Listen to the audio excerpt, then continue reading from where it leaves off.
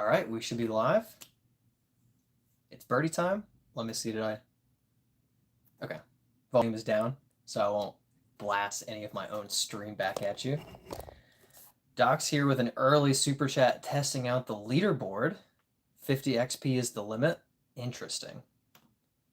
I guess that's probably good that they're not like directly giving bonus XP for the chat leaderboard for super chats, because then like I don't know. It seems like too much to me. It seems extra manipulative and like not gambly, but yeah, just seems like a mobile game.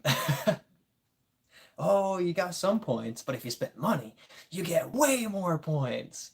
So yeah, I'm fine with that. So is it like 50 XP per chat or something? Or it's just 50 XP. Oh, it doesn't matter how many times you chat, you just get 50 XP for chatting. Interesting. Well, anyway, welcome to the stream, everybody. Appreciate y'all being here. And yeah, we're hanging out. I've had a big weekend. I've had a lot going on.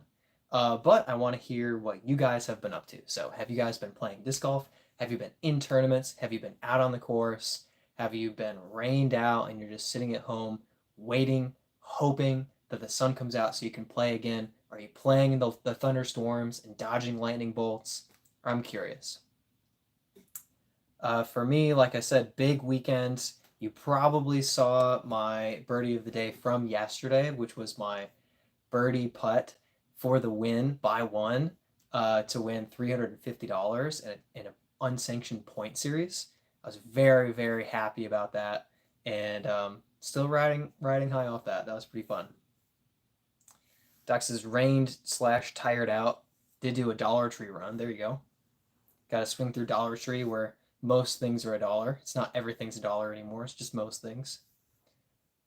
Oh, by the way, Doc, I have the shoebox. I have the shoebox. Is this what you're referencing for the package? Because it's here. It's already here. So I can open it up and show off the shoes. Local Monkey says hello. What's up, man? Thanks for hopping on and joining us. Got the shoebox. Hope I love them. I'm sure they'll fit real nice. Liam's here. Hey, Liam. Yeah. I'm sure the shoes will suit me nicely. But yeah, I can open that up in a few minutes. Kind of show off the shoes. I shouldn't be too surprised that the early polling has Reese's Pieces at the top with a vote for Skittles. I'll be surprised to see Almond Joy Pieces doing well in that. Open it whenever you're ready, though. I do have to pop out by 9:45. That is just fine. I'm actually headed back to Michigan tomorrow. Like I said, packed weekend. Things are going crazy. I wasn't able to get my next video fully edited yet, so that's still in the works. But I'm about to head to Michigan for my US Amateurs tournament, the amateur major at Toboggan.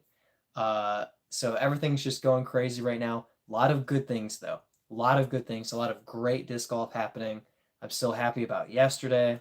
It's just really nice. Do they spell your name right on the delivery sticker? Let's see.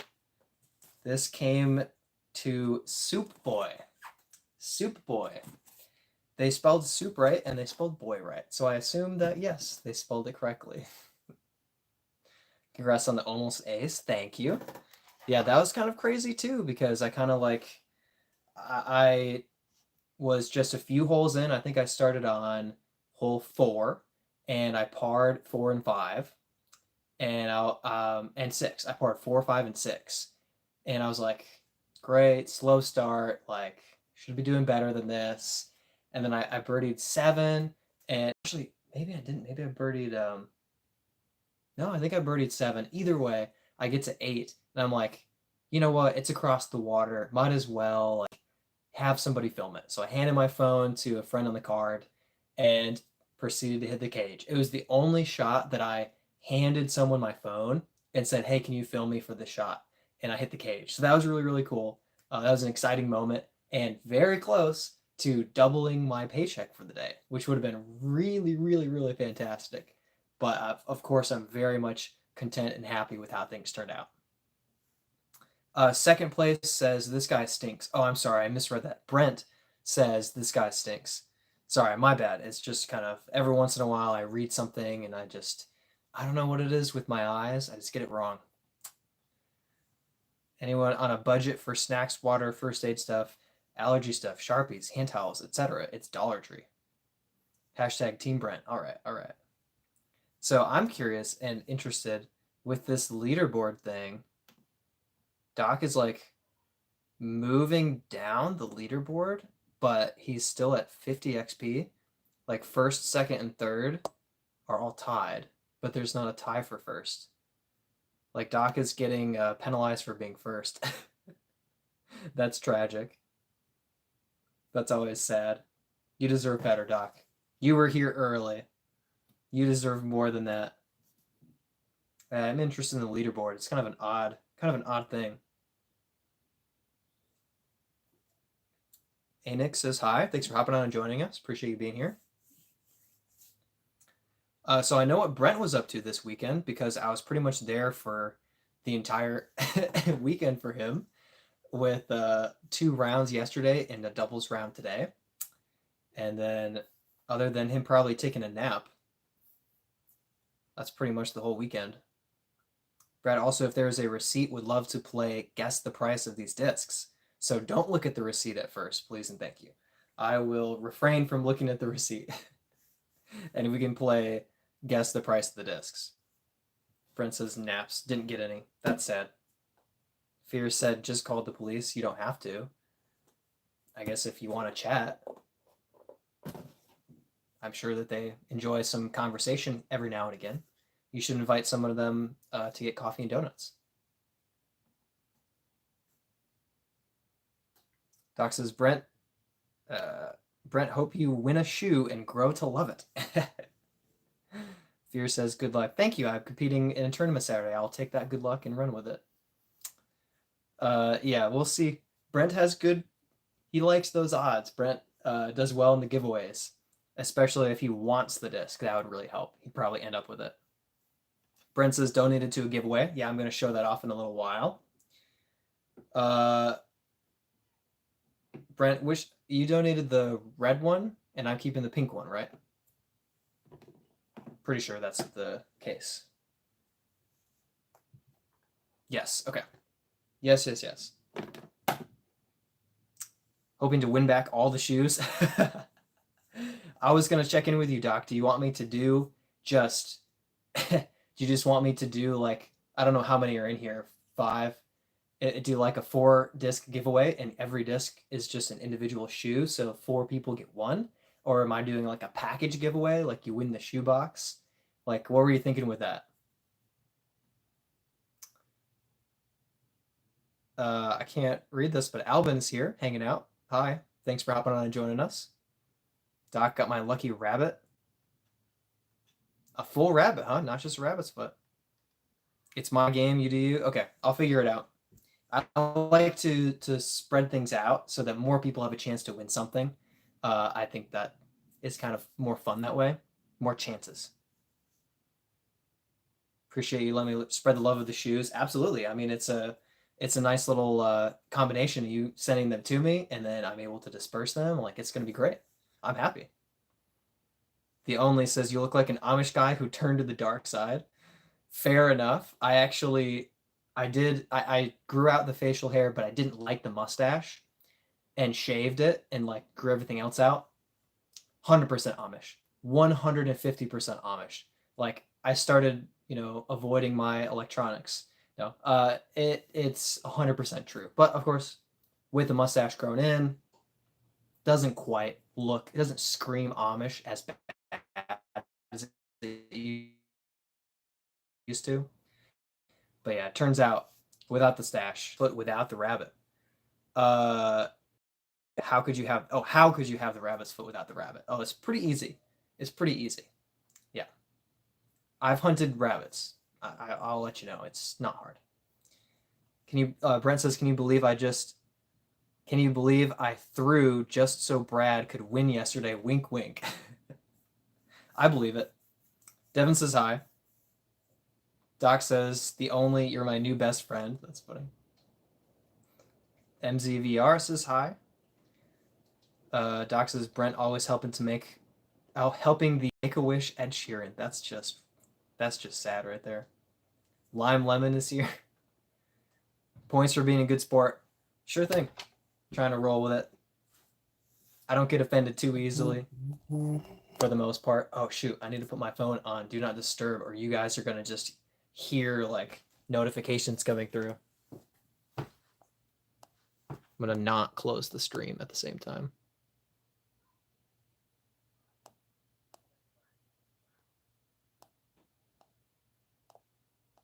Okay, there we go.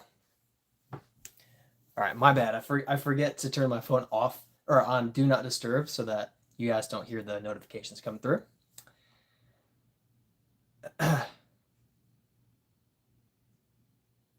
Excuse me. AG Live says, hi, where is Scooby? Well, first, I have gone shaggy before. It doesn't really work with the full beard. My older brother is actually taller, skinnier than me, and has the goatee. He looks much more like Shaggy than I do. But fair enough. We are related after all. So I can see the resemblance in there a little bit. And my brother does have a couple of dogs. No Great Danes, though. Doc says, next package, need to send Brad a pillow for that chair. I do need a pillow. I just need a better chair. Like an actual, like, good chair instead of this crappy folding chair, which is the only... I mean, I guess I have another chair, but it's really bulky. Devin says, congrats on the win. Thank you. I'm very happy about it. Thank you, thank you. Where's the Scooby putt videos? That's a stretch, but I'll take that. I'll take that. I don't do the scuba like Brody Smith does. SM says, hey, what's up, man? Good win. Thank you very much. I'm very happy about it. Big weekend. Got the win yesterday for the point series, unsanctioned, so I was able to win cash in amateur division. And then today, Brett and I qualified by taking third in a doubles qualifier. We qualified for US Amateur Doubles in the fall. So big weekend, a lot of podium for Brent and me. Mostly second place for Brent, but mostly a good weekend for us. You look like a Linus Tech Tips. Yes, I agree. I actually didn't know him, and then I kind of stumbled across one of his videos, and I was like, oh man, that facial hair looks good. It looks familiar.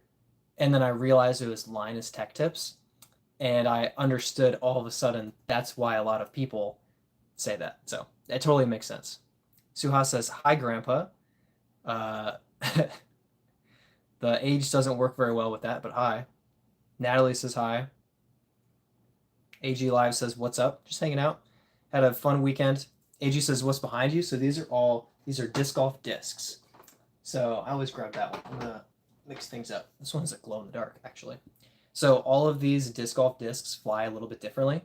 And usually when people see disc golf, they think, oh, that's, you're throwing a frisbee around for fun.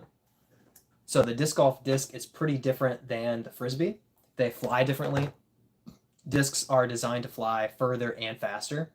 But yeah, so I play disc golf. I play tournaments, and I have a bag with about 22 different discs in it.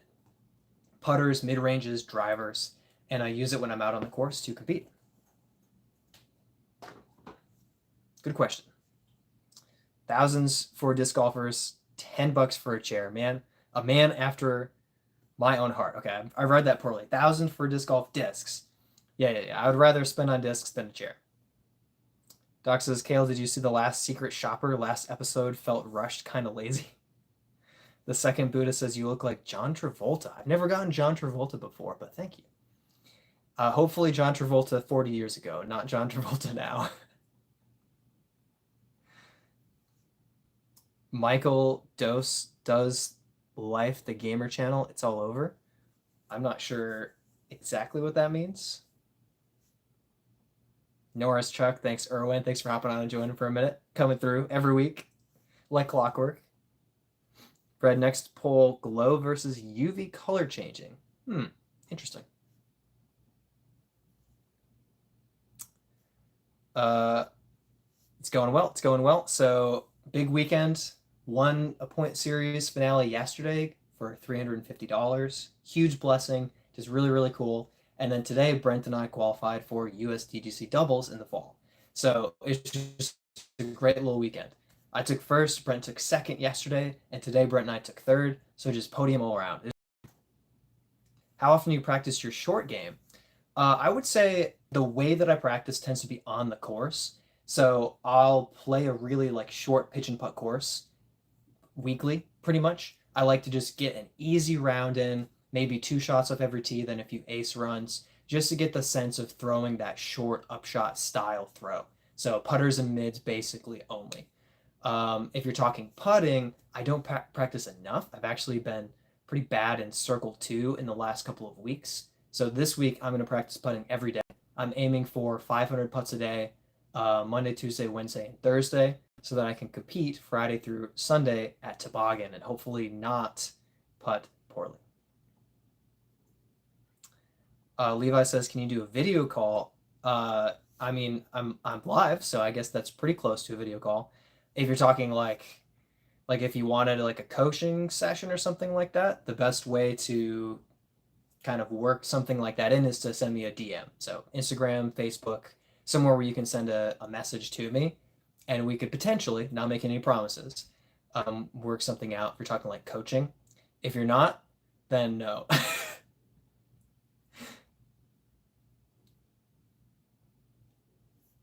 The Angel says, "Hola from Mexico." All right. Thanks for hopping on and joining us. Watching Paul Macbeth working with Mexico, also Smashbox's Terry Miller. I didn't know they were doing that.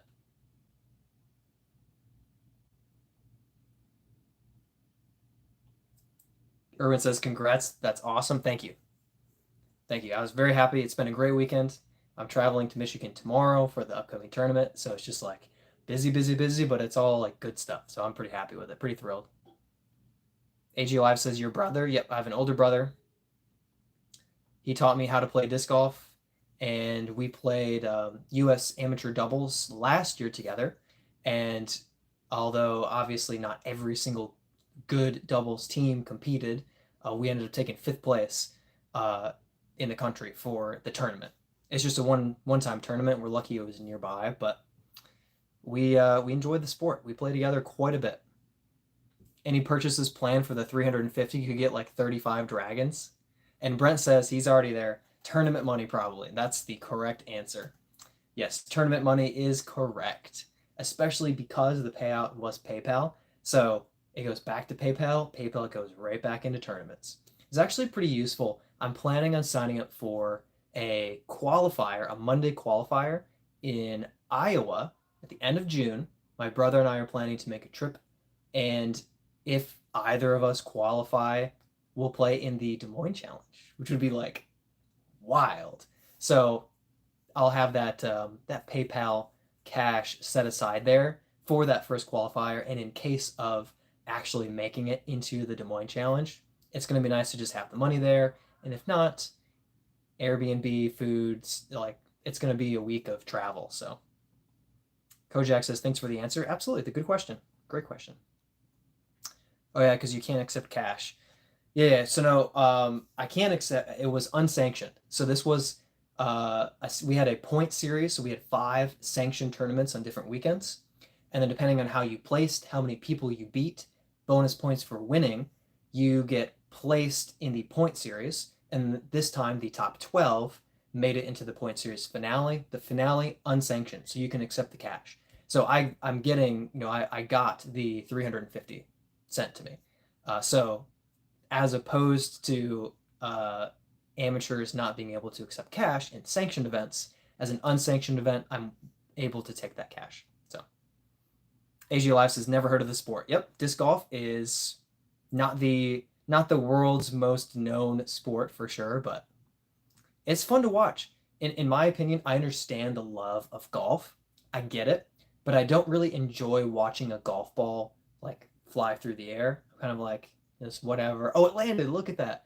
With discs, you get to see the fairway, the trees, the obstacles, and you get to see the disc like swing around them and like pop up and maybe hit the basket. Like it's very cool, I think, to spectate disc golf and to watch it. So for me, it's great.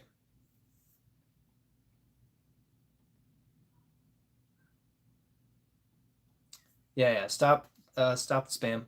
Keep spamming, you get kicked out. Thanks, Brent, for deleting everything. Brent's got to head out. Thanks for being here for a bit, buddy. Catch you soon, man. Brent's old. He's tired. He needs a nap. Doc's sad now that Brent's gone. Of course he is. Of course you are. So AG says, how much can you win? It depends on the tournament. So the best disc golfers in the world have $1 million a year contracts. So nothing compared to the MLB, the NBA, the NFL. But disc golf isn't as established in longevity or popularity. So for its size, those $1 million a year contracts are extremely lucrative. Plus, you're getting prize money on the pro tour. First place can be $8,000 to $25,000, I would say, is kind of the range that you can expect for first place. Then, depending on the manufacturer sponsorship, you can get bonus money for placement. You get some of the money for selling discs with your personal stamp on them. So there's a few different ways to kind of make money in the sport. For me, most of the things that I'm competing in right now, they're amateur events, but I'll be switching to the professional division in the fall, and I'll accept cash prizes from sanctioned events. But for me, 350 is like about the limit that I'm going to find for an amateur tournament. It's kind of the top. Is the Discraft Z Raptor a good disc? I would say yes.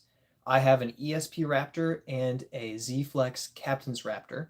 I love them both. I bag the Captain Raptor, although I've been very much debating putting the ESP Raptor back in the bag. But yeah, the Raptor is fantastic. It's exactly what you want it to be. You throw it flat, it'll go for a little bit, and it goes left or right if you throw forehand or left hand. So it's very predictable, and you want to know what your disc is going to do. So the Raptor is fantastic for that. You throw it, you know what it does, you're good.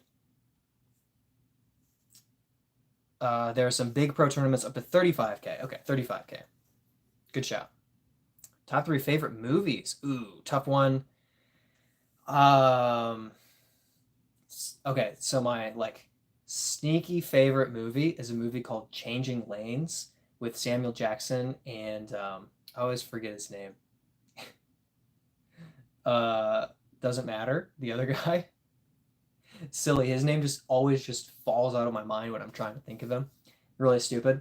But anyway, a very interesting kind of a thinking movie about revenge and how far you'll go to get back at somebody and where forgiveness enters into the equation.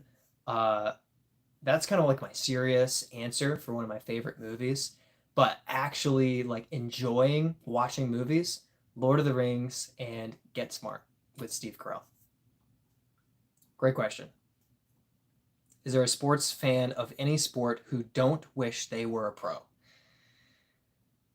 There's probably a few. There are definitely, I would say yes, Doc, because there are some sports where most of the fans are also players, but there are a lot of sports where fans don't play. They don't play. So I would say, yeah, there are probably quite a few sports. Even like NASCAR. How many NASCAR fans race?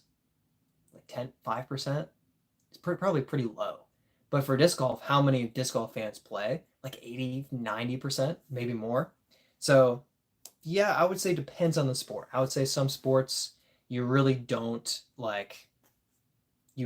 have fans who don't play the sport.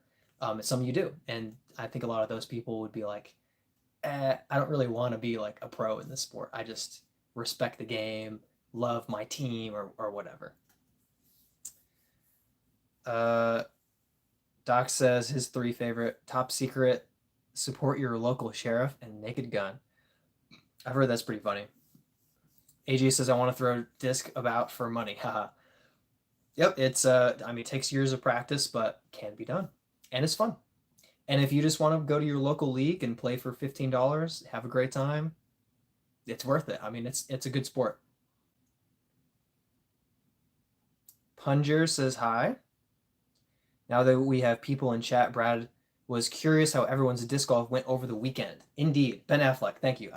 Ben Affleck is like one of the most famous actors, and I just can't remember his name even when I see his face. It's just one of those things.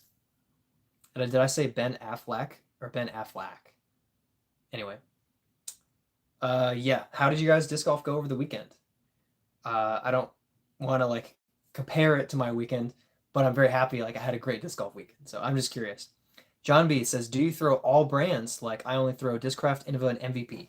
Yes, I have in the bag. I'll walk through the brands that I have. Dynamic Discs, Latitude 64, Discrafts, Discmania, DGA, more Discmania. I do have, probably Discmania is my most common.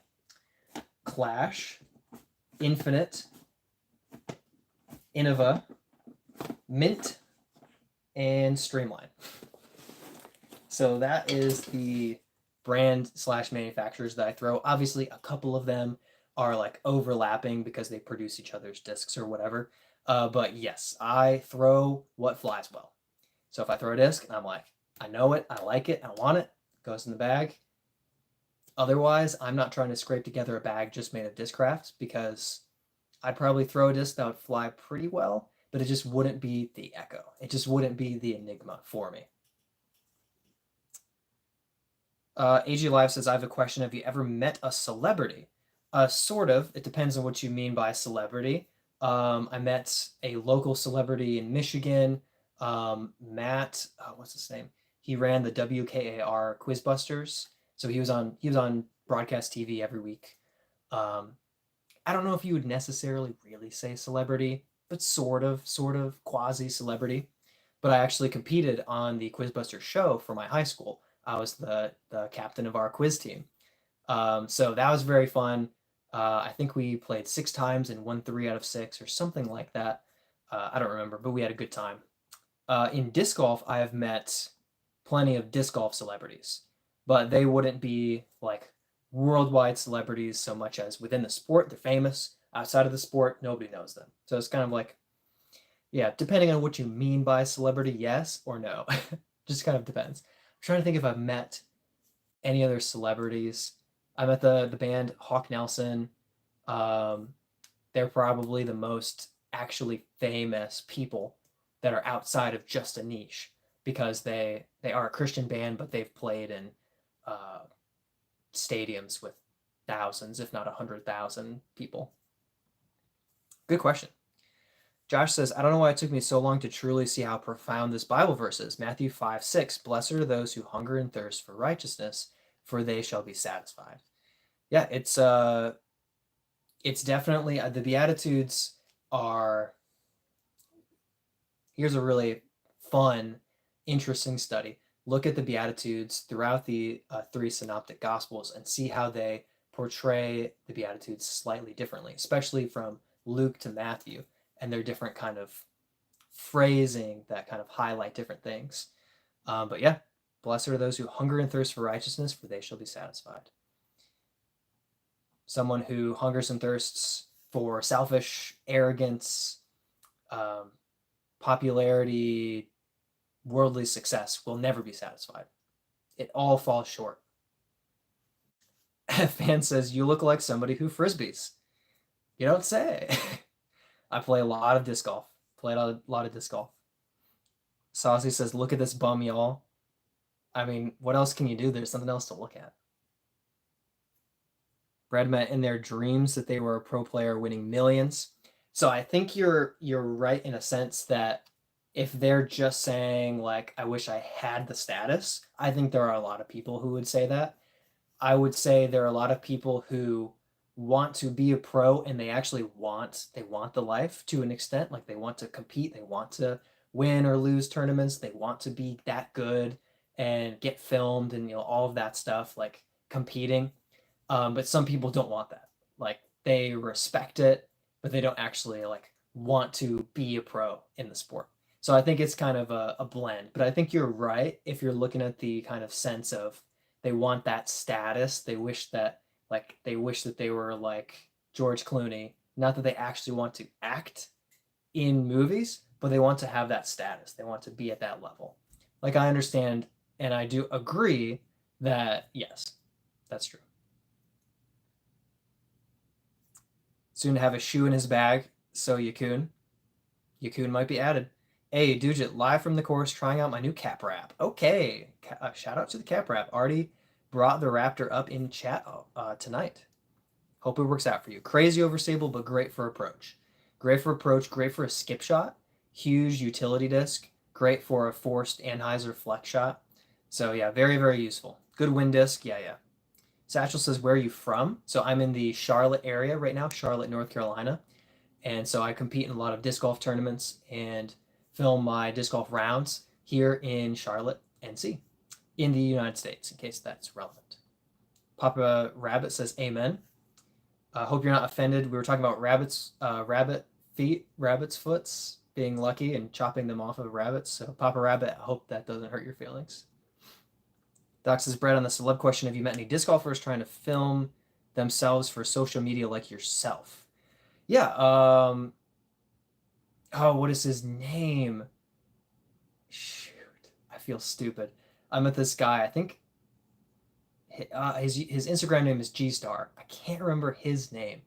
But yeah, he does disc golf videos. He just did an ace throw till I ace video at Scrapyard Hole 8. That was pretty good. I've met Christian Sturt, who does the Queen City discs, and I've met the Foundation guys at the Eagles Wings conference. There are a couple of others who just like run Instagram accounts, but I wouldn't say that they're trying like me to kind of build more out of it and truly kind of establish a disc golf community and build into actually having financial income from the social media aspect side of things. But good question. Jack is from Nova Scotia, Canada. All right. Shout out Canada, home of Apologetics Canada and Wesley Huff. Saying disc golf, you could actually be pro. I get what you're saying. Yeah. Hey, Jack, how's that mail strike going? Oh, doing good. No bills. That's good. Love it. Ordered a Canada disc. Hate to do, but love Miss Frisbee. Always seems like there's a problem. This guy creeps me out every time he spawns randomly on my YouTube. It's not random. It's every Sunday night at 6:30 p.m. EST. Very avoidable chunk of time. And I think you could just block me. So not a real big deal. But either way, welcome. Thanks for being here. Is North Carolina a really big spot for disc golf? It is massive. There are dozens of great courses within 30, 40 miles of where I am in Charlotte. The Tour Series Championship is played every year in Charlotte at Nevin. GK Pro or Go Throw has filmed a lot of skins matches at different Charlotte courses, especially Hornets Nest and Nevin. So it's a pretty centralized hub for disc golf. We've got Another Round Disc Golf. Joseph, famous for his ace runs. He's here in Charlotte. So yeah, Charlotte is huge for disc golf. I started playing disc golf in Florida, Gainesville area, where Garrett Gurthey's home course is, Northside Park. And the disc golf scene is good there. And we have clubs and a league and everything like that. But I'd look at a tournament, or sorry, let me back up. I would want to play in a tournament. So I would look at the weekend. I'd be like, what's coming up this weekend? Nothing. Next weekend, one tournament. Next weekend, nothing. Next weekend, one tournament. That was great, and I enjoyed those tournaments quite a bit. Charlotte is like, ooh, what's happening this weekend? Let's see, 3 tournaments at 3 different courses. Do you like this tournament director? Do you like that course? Like, do you like that it's a doubles layout? Do you want to, play for cash? Do you want to play a sanction round? Like, it's dealer's choice. Every weekend, it seems like there's multiple good tournaments going on with tournament directors who do a pretty good job. And you get to kind of pick and choose. I want to play here this weekend. I want to be, playing a sanctioned round. I want to try to qualify for US doubles. In Florida, to qualify for US doubles, I had to wait a month and a half for another doubles qualifier. Excuse me. Because they just didn't have as many events in as centralized of a distance. So Charlotte, fantastic hub for disc golf. Absolutely.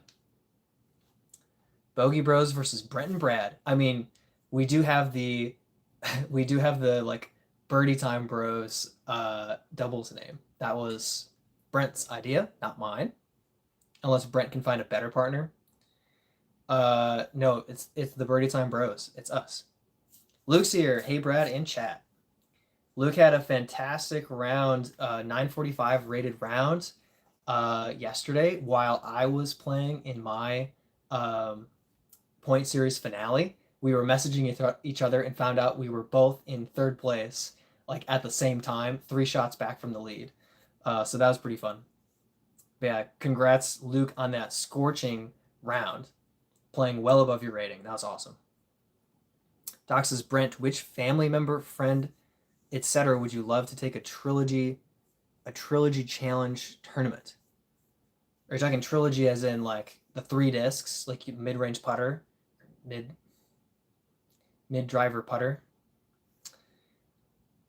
Brent's not here, Doc. I don't know if you noticed, but he's gone. Satchel, oh gosh. If you could go back to your younger self who just started playing disc golf, what would you tell them?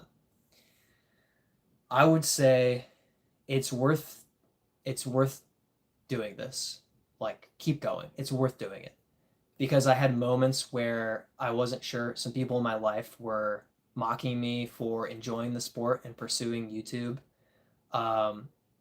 And that they were very discouraging at the time. They were very close to me. And so I would want to tell myself, like, it is worth it. Like, keep going, keep working at it, keep building your skills, keep practicing, and keep your passion for the sport because it will pay off. That's what I would say. That's a really great question. Sanzio says, "Yeah, can I borrow one of your discs?" All right, let's see. What are you gonna borrow? No. You can have my Insanity. How's about that? You can borrow some Insanity if you'd like. Get a Brave. Of course. I should have grabbed a Brave. You might need this more than me.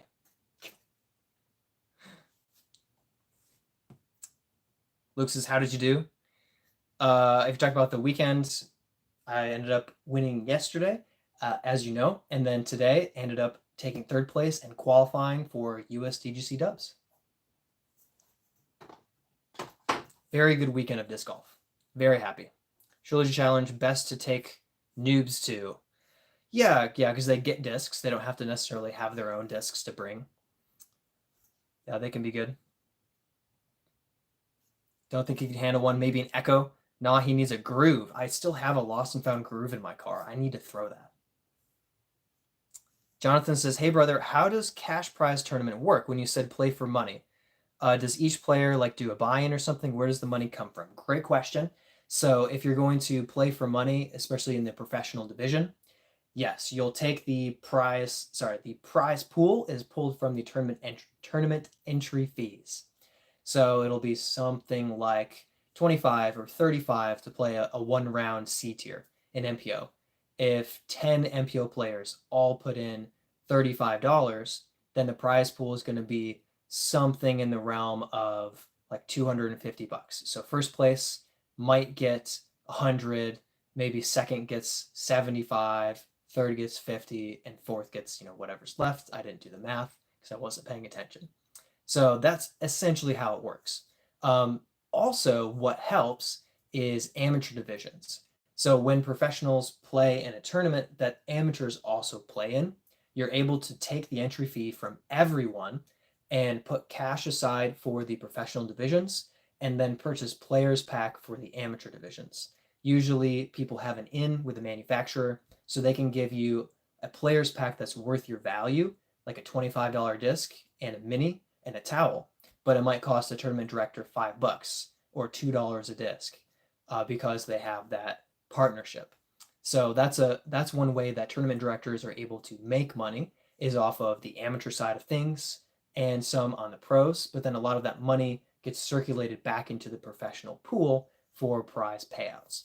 Also, for a higher tier, there has to be a certain amount of added cash that is to incentivize professional participation.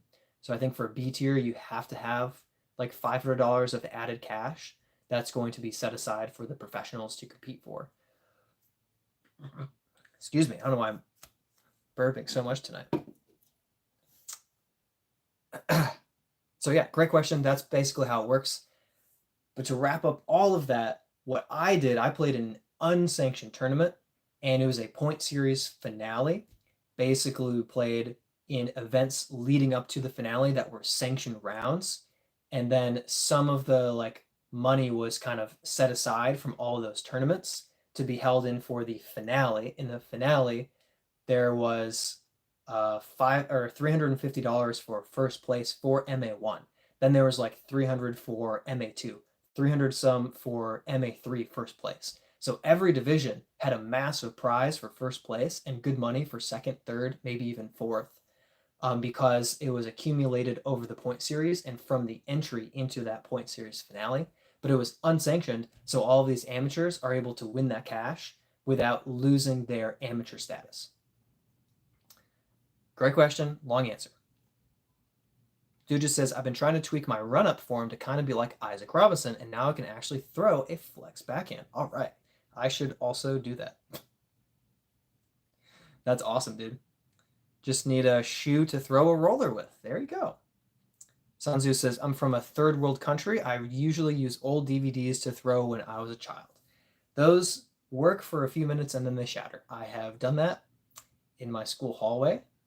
I don't know if I ever cleaned it up, but it was fun for a moment. Fly is totally different because they're flat. They don't have anything holding them kind of steady in the wind, not in the wind, but through the air, instead of having a lip to actually stabilize the disc. So old DVDs don't really go anywhere, but it's a good start.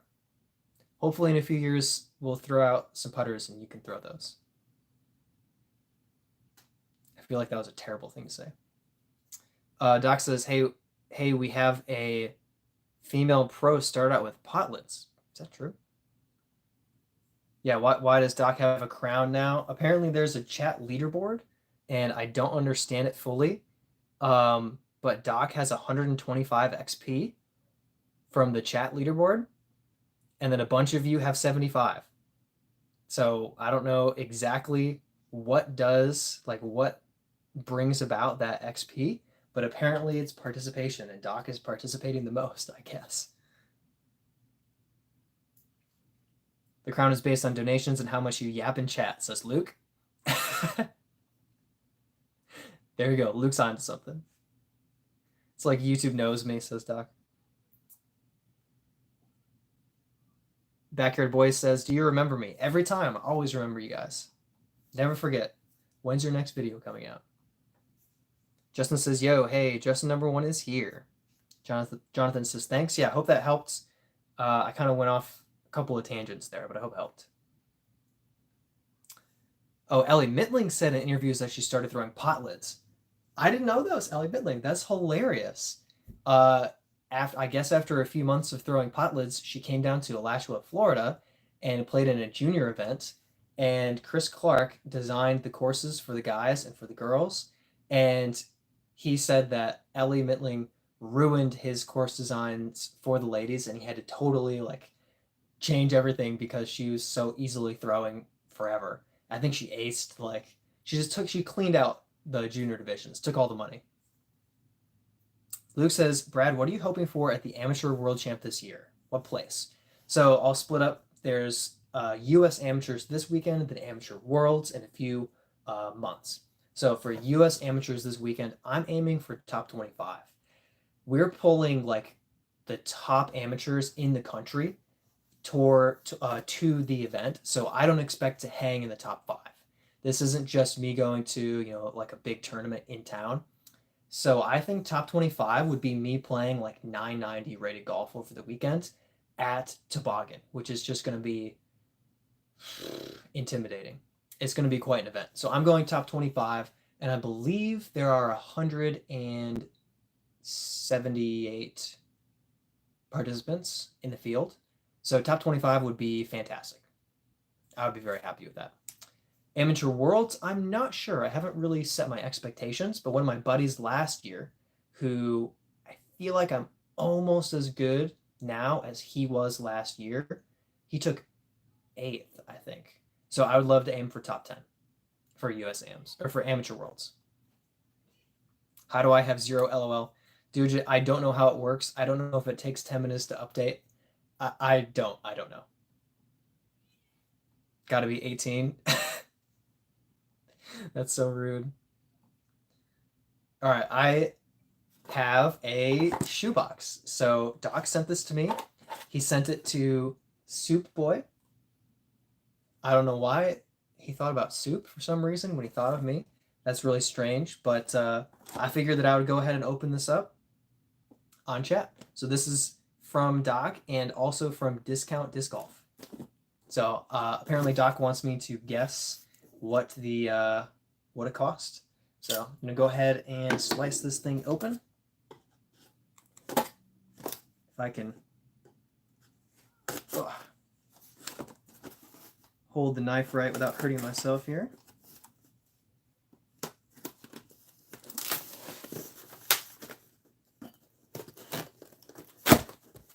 And as Doc has said multiple times, these are Yakun shoes. So he sent me a shoebox with shoes in them. So yeah. Doc says, everybody, this box will change Brad's life. Everyone be ready. Okay. Prepared for my life to change. Got some discs. Look at that. All right, that was. Well, this is cool. So we got one bagged up. That's pretty nice. So we have this bagged up shoe here. I'm assuming that there's a reason that it's bagged up. But it is a 4-5 -1-2. I do like the green. Maybe it's bagged up so that I don't put it in the bag and throw green out in the grass. Although in Charlotte, outside is probably fine. Doc box. Jake says, good luck at US Ams this weekend. What are your goals for the week? Ooh, great question. I am hoping for top 25. Top 25 would be great. Another shoe. Surprise. Another shoe. Surprise. Wait. Another shoe. Ooh, another shoe. Doc said that he expects one of these discs to get in my bag, and all I have to say is, if the shoe fits, it'll go in the bag. And boom, another shoe. So we've got 6 here, and then we have the one that's kind of bagged up that I guess I'm putting this to the side and kind of keeping it. Maybe that'll be a giveaway shoe as well. But Doc, I don't know exactly how I'm going to do this. If you want me to throw them all and then kind of test them all out, or just set aside a couple to test. But I will give these the good old college try. I'll hit the field with these, and then at least I'll make a promise that at least 4 of these shoes will be giveaway discs. So of the 7 shoes, 4 of them, 2 pairs of shoes, will be put in the giveaway. So thank you, Doc, for that. And whoever ends up with a shoe, I hope it flies well for you. Dujit, it'll be a cut roller, or not even a cut roller. It'll just flip over and roll, so don't even bother entering the giveaway. Told me to do it my way. All right, I'll do it. George says, you look great, brother. Not a day over 22. Well, I appreciate that. Especially you feeling 29 here. So I'll take 22. I do feel like I look a lot closer when I shave. I do have that kind of youthful, clean-shaven, 22, 23 face. I do think the beard kind of ups it up closer to 30, but that's just me. The ears remind me of Brad. No reason for the bag. That's the base plastic. So this is the least special. So they bagged it up. I don't know. It's still cool. Other goals for US amateurs, I would like to get a couple of legitimately birdies per round, like 2 birdies or more per round, and 1 bogey or 0 bogeys per round, because that would put me between even and 6 down, which I think would be incredible if I play anything close to even. I will take a couple over par as well. I won't be disappointed with that. Those are kind of like my goals to aim for. I kind of expect to go 5 over throughout the week. And that's kind of like my secondary goal of like, that's me playing fine and happy with it. But again, I haven't actually played the course. So these are really shot in the dark guesses of what I'll be happy with and what I'm capable of. I might not be capable of getting any birdies. Well, I know I can get some birdies. I've played the course, but it was 2 years ago.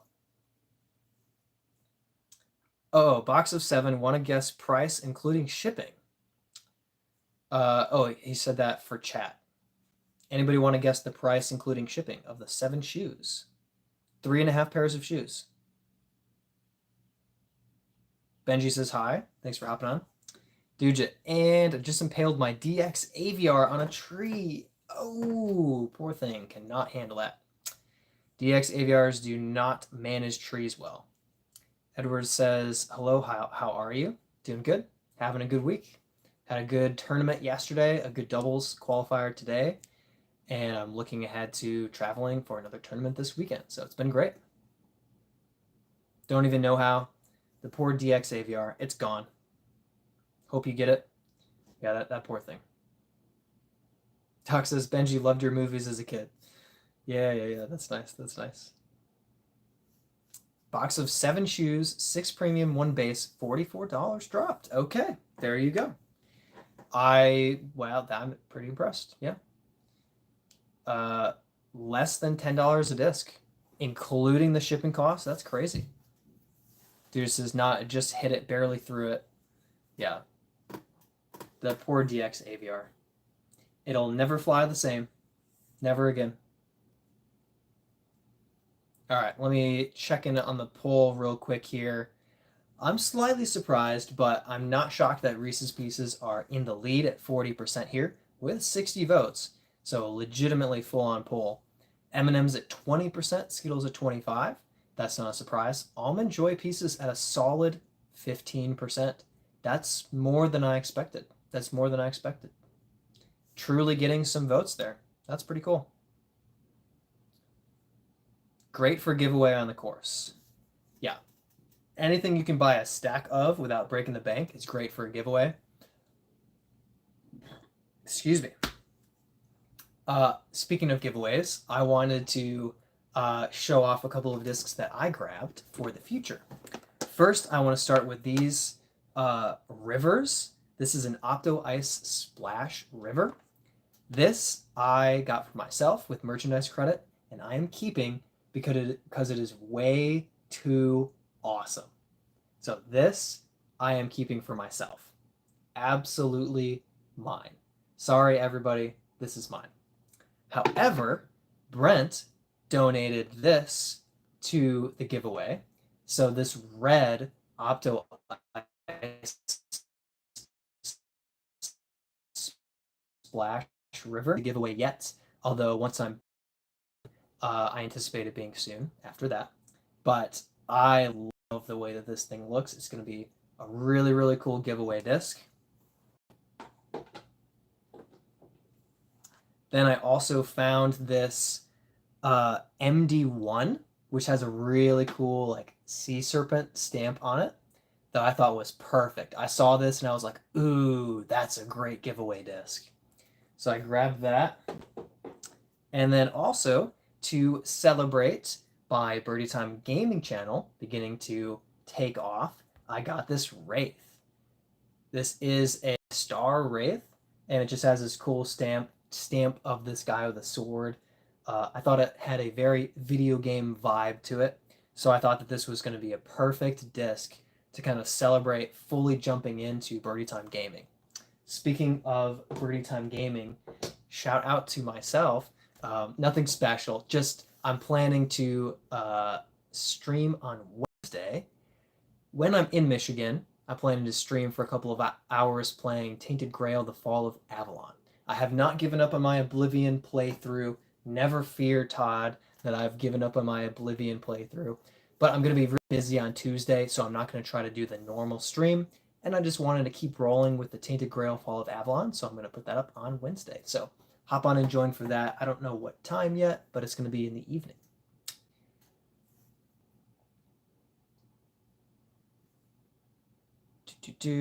Due to a local course, even circle one, you deal with trees a lot.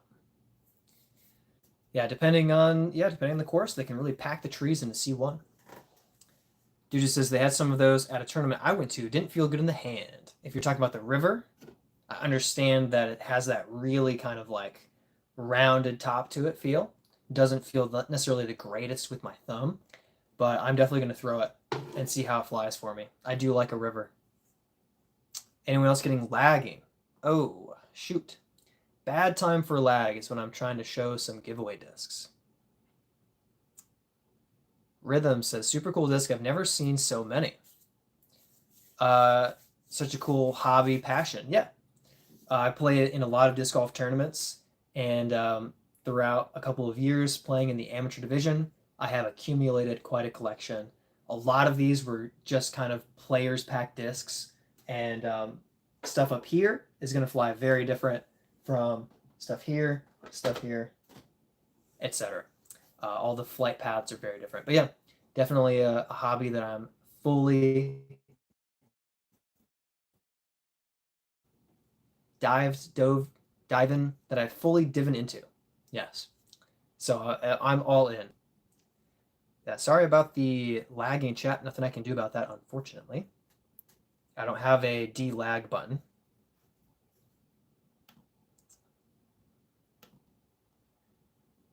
Not a Prodigy guy. Yeah, my brother is sponsored he's on Prodigy's street team. So he's a Prodigy guy.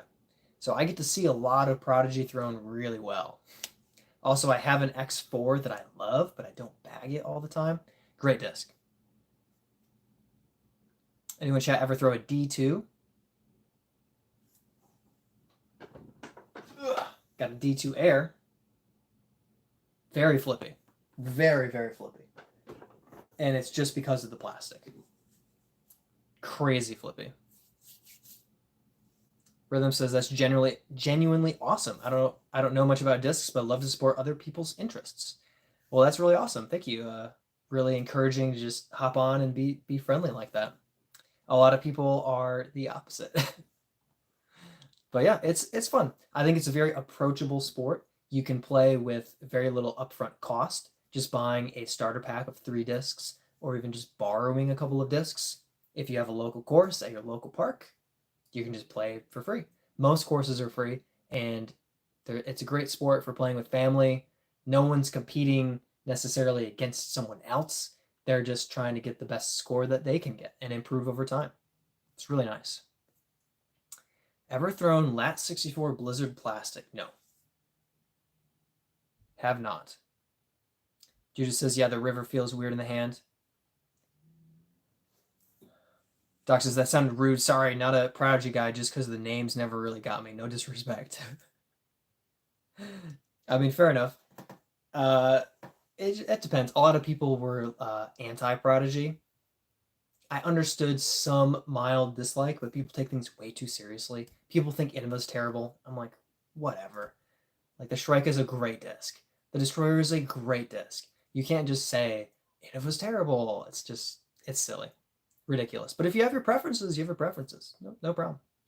Jerome says, favorite driver. Ooh. So I would say couple discs here. They're all right next to each other. So technically speaking, the Brave is my favorite driver. Fairway driver, that is. It's a gently understable, kind of slow drifting 7-speed, 6 glide. Absolutely love the Brave. Absolutely money. Also, the Enigma is one of my top drivers that I use to get distance, to retain some stability at the very end. But if I just want to throw and I never want to see the disc again for the next 20 minutes, I'm throwing the Wild Honey and trying to get as much distance as possible. And it goes far. It goes far. It's kind of a cheat code for me. Right now, those would be in my 3-4 favorite drivers. Mosin says, give me 100K. Can't give what I don't have. These 2 errors, what I got from Miss Frisbee's. Love Flippy. Yeah, I hope it flies Flippy for you if you love it. Kaja says, if you spell iCup, I will give you $1. It got me once in middle school and never again.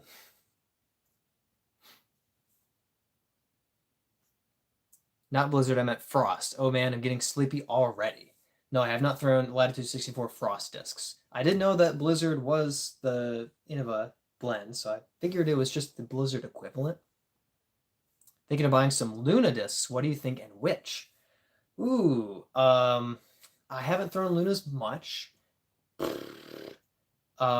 throws the Lunas in chat? I'm trying to think. I don't have enough experience to tell you what series, what year will be the best Luna. I just know that they fly well. Yeah, anything that AB throws, you can probably safely go with that. Yeah, my brother would be a better recommender of Lunas. I don't think you can go too wrong, though, getting yourself some Lunas. Are you trying to putt or throw with them? Judah says, in my opinion, Discmania and Prodigy don't have great naming conventions. Yeah, Discmania and Prodigy are very boring, and I think they're even opposite with numbers going up or down, whether they're overstable or flippy. So it just makes it even more slightly annoying that you can't think like DD1 or D3 and automatically just know exactly what it does without having to think through it.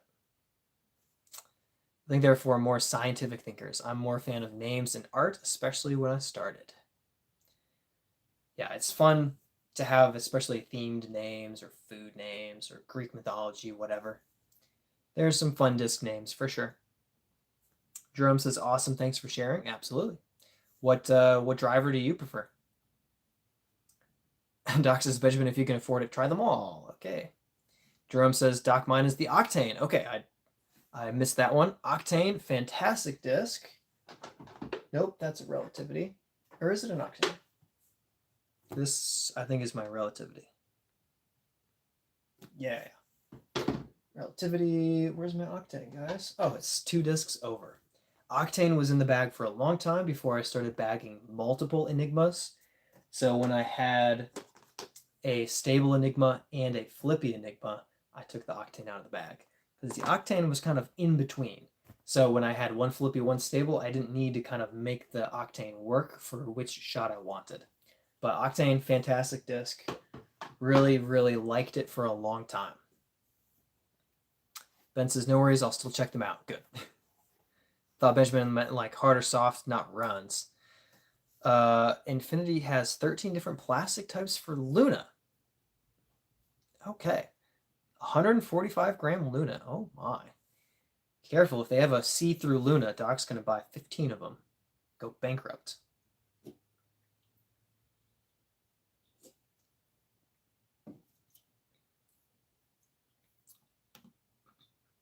Excuse me. All right, let's see. So Brent and I played in the doubles qualifier today. We had 30 teams, and we were playing Bradford. Previously, we played Bradford for a practice round together and then for a tournament a week ago. So we're going in feeling pretty good. We're like, yeah, we can win. Like, we might just win this tournament and automatically qualify. We par the first 3 holes in a row, and that's including a 95-foot chain out putt that I thought for sure was going in. And we barely, Brent almost hits the band, but manages to just catch chains and fall in his putt for birdie on hole 4. So we're 1 down through 4, and we check the scores. Somebody's in at 13 down. So we're like, okay, we have to get 12 or 13 of the last 15 holes if we want a chance to win or qualify. So we're like, good, this is great. We're putting a ton of pressure on ourselves by screwing up as we started the course. But thankfully, we then went on to throw really well. We got ourselves an eagle look a couple holes later. We parked the next couple of holes, took another par, and then rolling into the back 9, we got 7 of the back 9. We got 12 down through the last 15, took 3rd place, 1 stroke back from first. and we had a 50-foot putt for birdie on the 18th hole that we both missed, of course. But it ended up pretty good. It was only a little bit like 3 holes in. I was like, do we have a chance? Is this even possible? Have we already taken ourselves out of qualifying for USDGC dubs? Thankfully, we got in. We qualified. Now we don't have to do anything until November or October. And then we'll start our preparations for US Amateur Doubles. And we will see how that goes. I feel pretty good about it. Brent has a great forehand and a lot of distance, and I have okay distance, a lot of consistency, good turnover shots, and I think we're going to be a pretty good team. If we can both putt well, it's going to be good. It's going to be good. Jerome says, do you own a Buzz Flex? I don't. I never really got the Buzz, so I've thrown Buzzes, but I've just never loved them. I do have a Buzz SS that I love. So,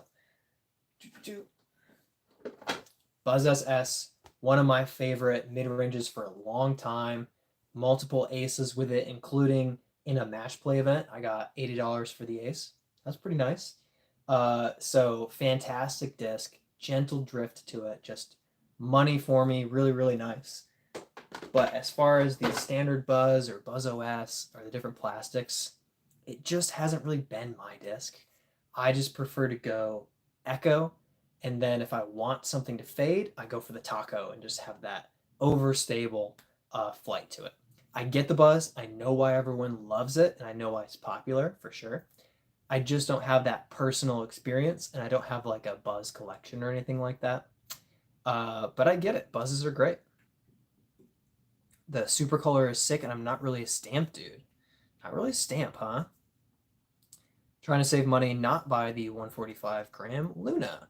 Give me strength. I bet Doc already has it in the shopping cart. Benjamin says, good luck in the next competition. Thank you very much. I will be playing Toboggan this weekend, and it's going to be it's intimidating. It's going to be a massive course. I haven't played it in 2 years, and I only played it in a doubles round with my older brother. So it's going to be a difficult course. It's going to be a real challenge to try to keep getting pars, stay in bounds, stay out of the woods, just keep my head on my shoulders and play well. I think it's going to require a couple of highlight circle 2, maybe even fairway putts for me to take top 20. So it's going to be a lot of effort. I'm going to try to film as much as I can, practice round and then all 3 rounds. So hopefully you guys can get a picture or a video of what's going on with the course. And I don't know, experience the grandeur of Toboggan and or sympathize with me because it's an unbelievable course in good and bad ways. It's a tough, tough course. So I'm very excited, but yeah, we'll see. We'll see.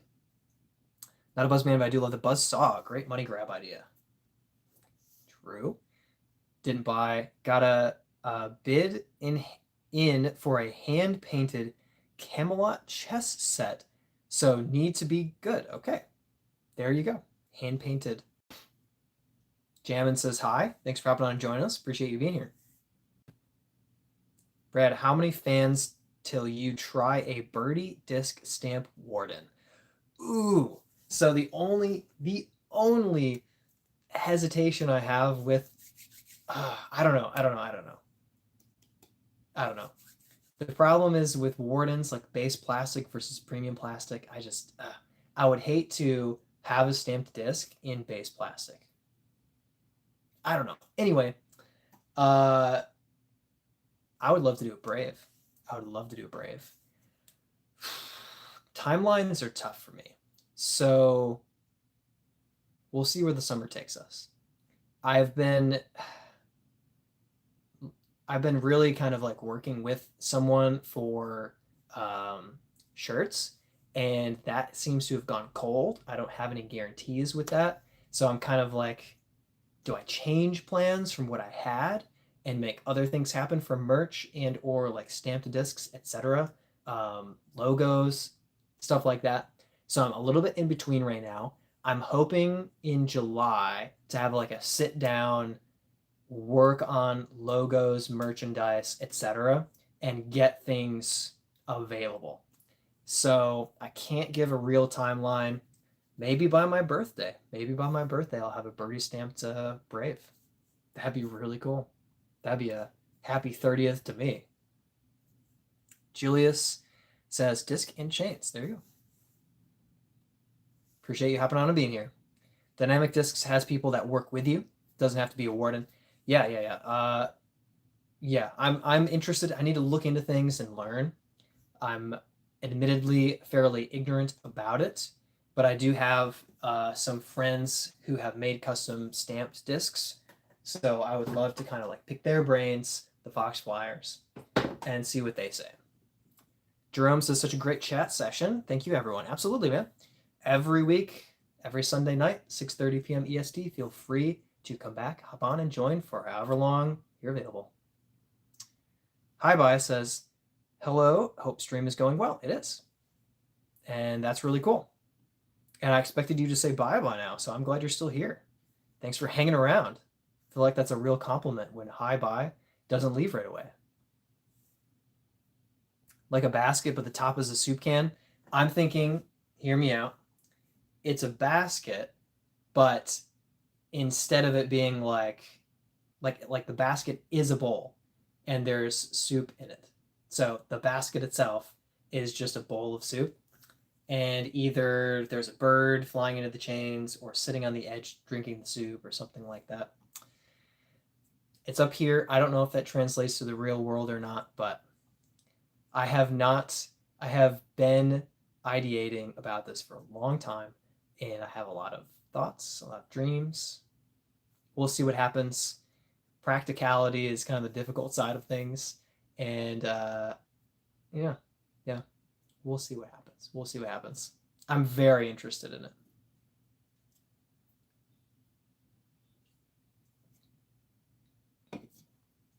Doc says, love that idea. If Innova wouldn't get mad, do a birdie stamp disc but change it to birdie with an H. That would be pretty sweet. I have no idea if they would care about that or not. I mean, I could do, the birdie name, like that's not trademarked or anything like that. Actually, maybe I should get that. Maybe I should submit something. I have no idea how that even works, but it's like this custom stamp isn't probably trademarked or anything. Yeah. Anyway, we'll see. Local is back. All right. Welcome back. Yeah, it'd be really cool. Custom stamp discs are, I think they're in the future. I think they are this calendar year. I just can't say that they're coming. I don't like the word soon. Because whenever I say soon, it ends up being months. And then I'm like, oh, that wasn't soon. That was just eventually. So I don't like making promises. I don't like not being able to fulfill my promises.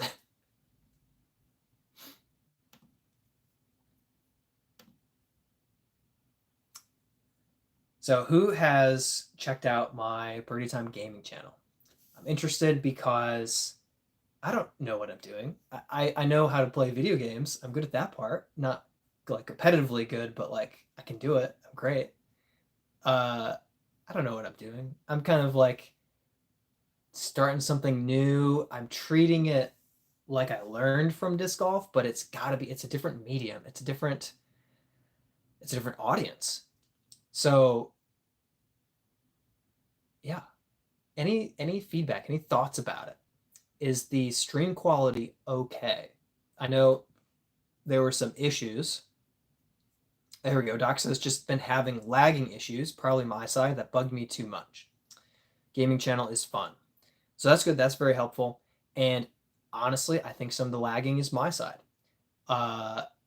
The Wi-Fi is imperfect, and maybe I can do something about that eventually, but for now, it's the way that it is. There's no quick fix for that. So I understand, and hopefully it can get better eventually. But yeah, just been something I'm jumping into, and I'm really enjoying it. I like the streaming aspect of things. It's very fun. and editing full on like videos for gaming is kind of interesting because it's not like editing for disc golf where all of the content happened on camera. I've really got to like get the idea first and create the scenario of like the content and then maybe do voiceovers and explanations. I don't know. Anyway, just wondering what you guys think. Jerome's got to go later. Keep throwing. All right, we'll do. Catch you soon, hopefully. Benjamin says, recommendation for putter from outer circle 1 or circle 2. Looking for something heavier, maybe. Currently using Judge Nomad. Tough to say. It just depends on your putting style. Do you have a spin putt, push putt, straddle, turbo, scuba? Just depends on how you putt. Depends on if you like the bead. For me, I putt with the Wardens. I don't have anything directly against beaded putters, but with my putting style, I like having my finger not on the bead, but where the bead is, I want my finger to be there instead. The bead's kind of like in the way with my putting grip. So that's how it works for me. I love the P2 as well. The AVR is a good putter. I've heard the Roach is a pretty good putter as well. Hey, we got a plate reference. Batsu says, are you a plate collector? These are disc golf discs. So unlike plates, while you can eat off of these, they are not designed to be eaten off of, nor are they dishwasher safe. I guess I don't know. Maybe they are dishwasher safe. I think I have heard of people dishwashing their discs. Anyway, these are made for throwing. So these are disc golf discs made for ripping down the fairway. That one was a Hawkeye from an NADGT qualifier that I played a couple years back. Benjamin, mainly spin putts. All right, so then maybe for you, the bead might actually be really good. So here we go. Doc says, David, you call me crazy, but if you like heavier putter, try Drawbreaker or rubber. They feel heavier. Interesting. I don't know. Can't speak to that. I've had people say the Magnet is a great putter. The Luna is a great putter. Yeah, I don't know. I've thrown a lot of putters, but I haven't putted with that many different putters. Maybe 5, 6, actually for like full rounds and actually trying them out. So I don't know. Batu says, or frisbee, but I was going to say, but I didn't expect this. Yep, these are all different disc golf discs. They all fly differently. I have classic ultimate disc frisbee to compare to a disc golf disc. You can see how it's fully designed totally differently to fly through the air further, faster, farther. I said further. But they're designed obviously differently to kind of handle that spinning through the air versus a disc that's designed to be thrown and caught, basically. Don't try to catch a disc. Even like tossed discs just hit hard because they're just weighted to spike down, and they hurt to catch. There are some exceptions like the Makani, one of the closest discs to a frisbee, or my parachute. This is more of a like floppy catch disc that doesn't hurt the hand so much when you grab it. Let's see, other putter recommendations. PA5, maybe? I don't know. Doc says only the paper ones.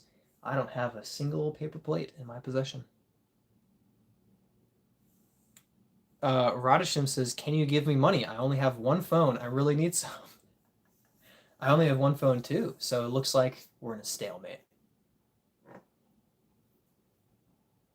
Doc says, when you get more fans for the gaming, I would suggest easy mode so we can talk to noobs joining to watch you play. Interesting. I'm kind of torn on difficulty levels because I think there's something to be said, like you said, for like easy mode for relaxing, talkative play versus the excitement and interest, the suspense, and when, like, am I going to die at any point on like expert difficulties, or the middle of the road, which I feel like is normally the best gaming experience for the person playing. because it's generally balanced to be challenging but rewarding, not too difficult, not bash your brains against the wall hard, but it's also not so like a pushover, so it becomes boring. So I'm torn on it. I do like the idea of maybe shifting the difficulty down for conversation's sake. Um, yeah, but I appreciate that. I'll think about it more.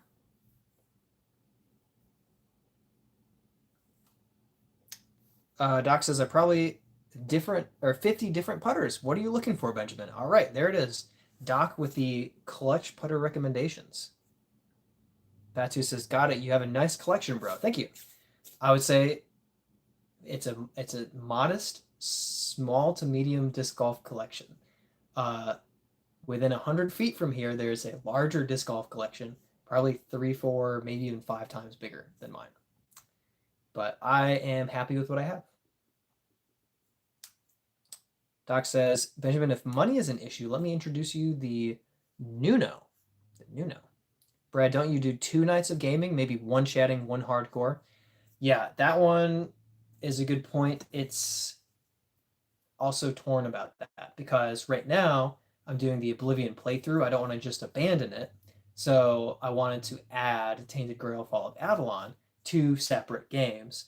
So I kind of wanted to do 1 playthrough here, 1 playthrough there. And I didn't want to treat one of those games less, I don't know, like fairly. I don't know how to say that. But I want to give them both the old like treatment of really playing them. So it's a tough balance to land with that. I don't want to play a game and then play it on super easy mode and then play a different game on super hard mode necessarily. Like I'd like to give them all the same, roughly speaking, the same treatment. I don't know. I don't know. Maybe I need to just do like a single game and play through it and play it twice a week, but do like a different. Anyway, it's just I'm appreciating the thoughts. Not sure where I land on it. Ingi says Jesus loves you. Jesus loves you as well. Thank you for hopping on and joining us. Doc says, hope you know I throw out ideas. No worries if you go either way. Just love brainstorming. Yep. Yep, that absolutely works for me. And, not to jump in and just like shoot ideas down.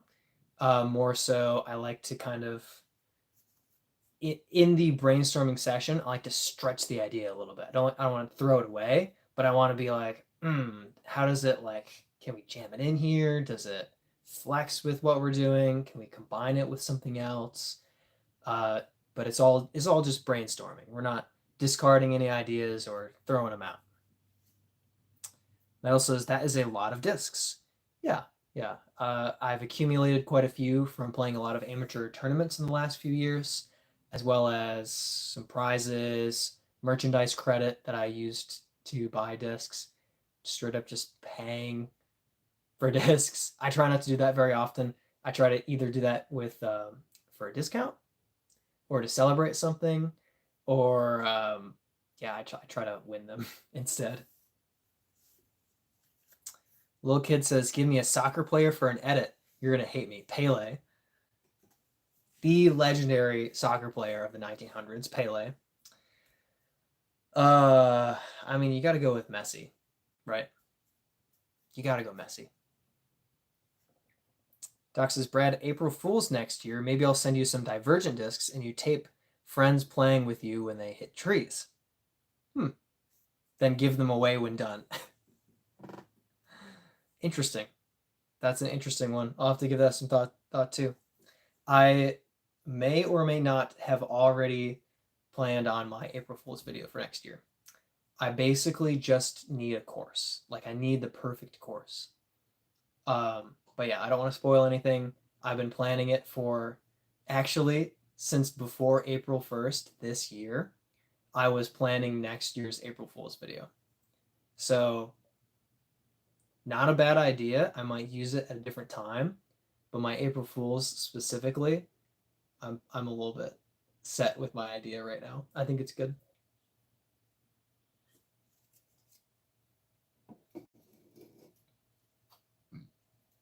Divergent discs, not awful. Cheapish plastic that hit trees and sound super hollow. Okay, that's good. Good little bit of explanation there. Yeah, that sounds interesting. And I bet it sounds interesting. Yeah, that'd be fun. Metal says, where are you located? I'm Okay, Florida. I was going to say, it looks like a mistyping of Florida, but I don't want to assume.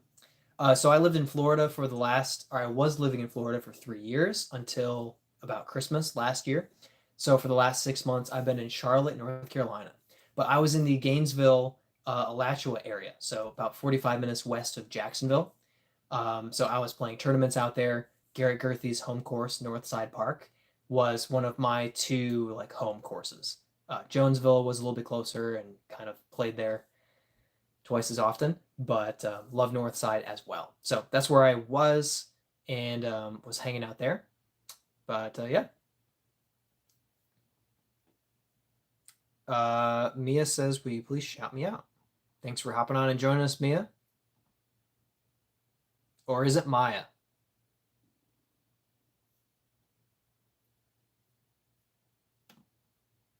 Is it Mia or Maya? Dandelion says, what is this live for? This live is for disc golf. So I always seem to grab the Hawkeye whenever I reach back. It's just the one that's sitting right there. So yeah, these are disc golf discs. I play a lot of disc golf tournaments. A lot of the viewers play tournaments, casual rounds, just really enjoy the sport. So yeah, we talk disc golf, but we're hanging out. We don't have to only talk disc golf. We talk about anything. We talk about plates, soup, Ed Sheeran, movies, books, video games. So yeah, basically anything family friendly, we're fine talking about it. Doc says, oh, Brad, you use my idea to fool friends into thinking it's your real one. That's actually pretty good. That's actually pretty good. Tell them I'm filming an April Fool's video, which will be an April Fool's prank on them. And then I'll release that unrelated to April Fool's, which will be a prank. And then I'll have my own April Fool's video. Smart. Doc says, NC rocks. Only if you're a mama, Mia. All right. Mia says, it's Mia. That doesn't help me pronounce it, but I hope I'm saying it right.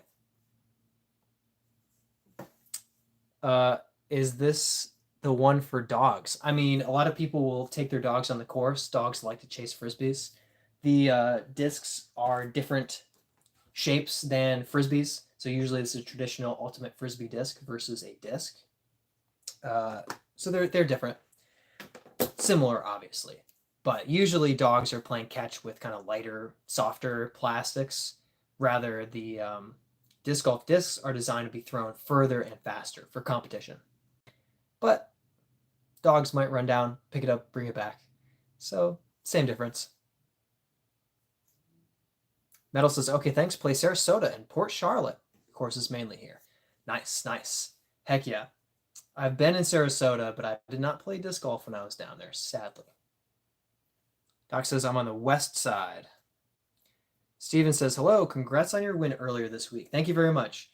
Had a great weekend, winning yesterday, I'm so grateful for it, win $350 yesterday, qualify for the doubles today. Brent and I qualified for US Amateur doubles in the fall with third place out of 30.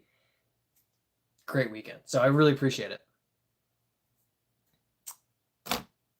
Doc says, well, it's the weekend, so I guess if we were attractive, we would be out on dates. So yeah, I guess for dogs. And then the next comment, Dandelion says, you look handsome, by the way. Thank you. I appreciate it. That's funny. Doc says, we do have some literal disc golf dog discs, like the Bite. It's not bad. There's the Greyhound. That's a disc, right? The Greyhound? Or is that just a stamp? Maybe that's just a stamp. Don't quote me on that. Metal says, we do around once a month, or you're allowed to use putters or lids only. There you go. That's fun. Doc says, what's your go-to only putter disc? Zone. Dude says, to be honest, I wouldn't really say that the bite is a true disc golf disc. Is it PDJ approved? That's the only question. Doc says it is. It's a disc golf disc. Metal says the Wizard. I like the Wizard. Do I have one? Oh, dang. I like to grab an example of a disc when somebody says it. I don't have a Wizard on me. Darn. I put it with a Wizard for a while. I like the Wizard. It is a Judge-esque, so kind of like a Warden with a bead. It's Bradley approved. Good disc. Steven says, if you have a good arm and an open field, I think it's actually smart to have your dog chase a disc golf disc for long distances. Yeah, as long as the disc isn't landing near the dog. That's the main thing. Don't throw a disc at your dog. You can throw your frisbee at your dog. They'll catch it. It'll bounce off their face. They'll be like, and they'll just pick it up and run it back to you. It's no problem. Discs are dangerous. So that's the only element. Is like, don't play catch with your dog. Obviously, Steven's not saying this. But I see people take dogs out on the course. They rip their disc. The dog goes, and just chases it down. And it's great. Yeah, but it doesn't have a disc golf sole. Yeah, okay, the bite does not have a disc golf sole. There you go. Oh, gosh. Dandelion says, what do you think about the people who consider these games with dog as unhygienic? Animals are unhygienic. So you either have to accept that or you don't. If you have a pet, you're going to be breathing in the stuff that's in their fur, that they're breathing. Like, you're going to have somewhat unsanitary conditions. So you either have to say, okay, I'm fine with that, or I'm not okay with that, and I'm not going to have a pet. So it's like, in my opinion, you're kind of all in, and animals are a little bit gross. Deal with it. You got to pick up their poop. You either have to scoop it or bag it, depending on if you have a cat or a dog. They're going to lick you. Are they going to lick you to like clean you like a cat? Or are they going to lick you because they, like the salty flavor or want to get a little taste of that bacon like a dog? I mean, it's just going to happen. So it's like, yeah, wash your hands, or just, if you're a dog person, just accept it. Just live with it. Probably won't kill you. Dude just says, also, way to call us out on the weekends thing, Doc. JK. Yeah, Doc. So rude. You're still in school. You have an excuse. Hey, that's fair. How does a wizard fly? Literally only seen one thrown. I think it's pretty much dead straight. Pretty much dead straight. What do you think about Iran? It's a country. Wizards can be magical. Thank you so much, Doc. Really appreciate that insight. Metal only, or I used to have a couple blowfly 2 discs. Talk about soft. Have you ever thrown one of those? I have a couple of times, and I've seen guys who just swear by it, and they love them, especially on the like upshots. They'll just loft it up in the air, and it'll just land by the basket, and it just like collapses and falls over, and it doesn't go anywhere. I've seen a guy hit the cage on a putt, and it just pushed its way in through the cage. They're great. They're really cool. I like that they exist. I can't really throw them far. So that's my only thing. But if they're not meant for it, then they're very useful. Dude just says proxy is probably better. Don't doubt it. Wizard is soul-ish?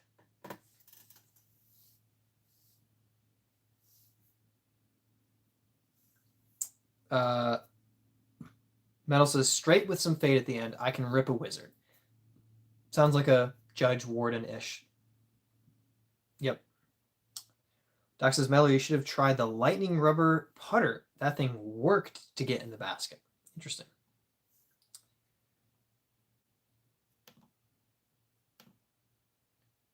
If you want to try the rubber line elevation discs, try elevation discs.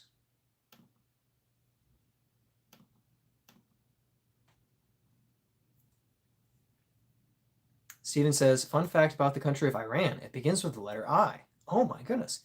Oh, look at this. So does Iceland. Greetings from Iceland. Awesome. Thanks for hopping on and joining us. I want to visit Iceland. I have very few countries that I like want to visit. Iceland is one of the countries that I want to visit. I am very interested in, first of all, you have a couple of disc golf courses. I want to play them. I don't want to fall into a pit in the ground, but I want to just explore the countryside and just see the land because it's awesome. I want to see what life is like in Reykjavik. I've just been fascinated with Iceland for really like 15 years. I've been interested in Iceland. Tried to plan a trip there. COVID happened, didn't go. Yeah, I want to visit Iceland. Really, really very interested.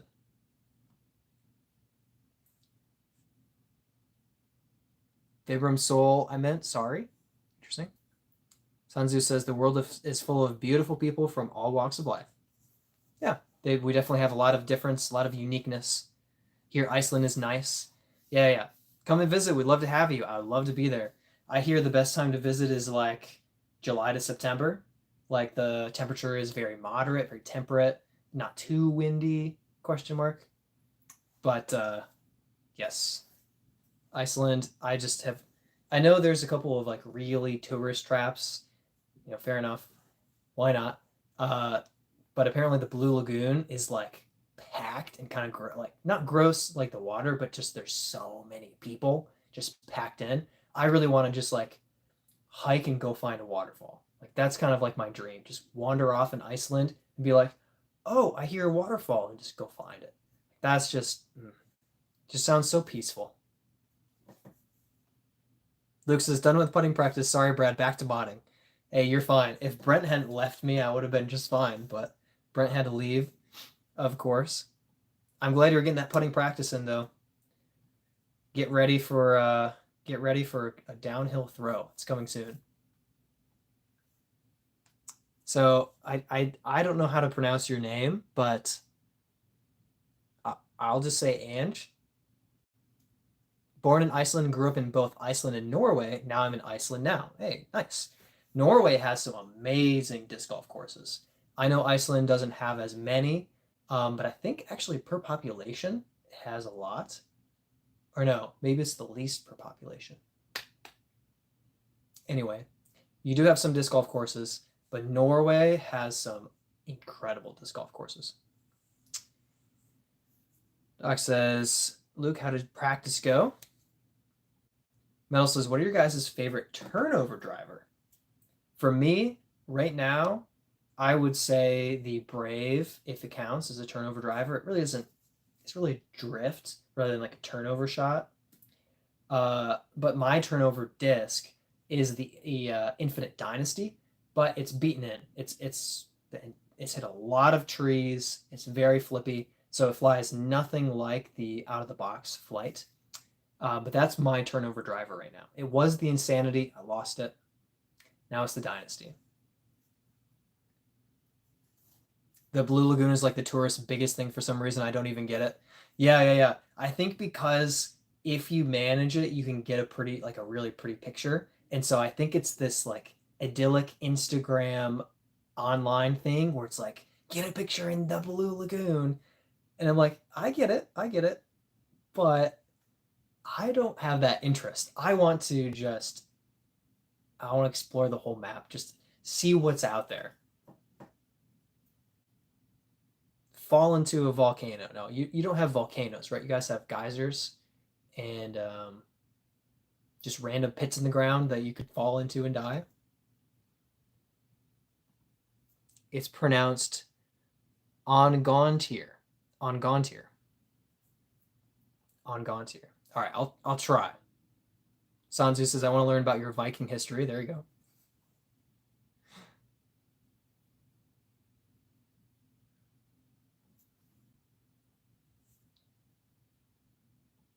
Ongontier says, what would you like to know? All right, I'm a little behind on chat. I'll catch up. Brad goes out in Iceland and gets eaten by a Yule cat. What the? Do you know about Thorfinn? Interesting. Might be the...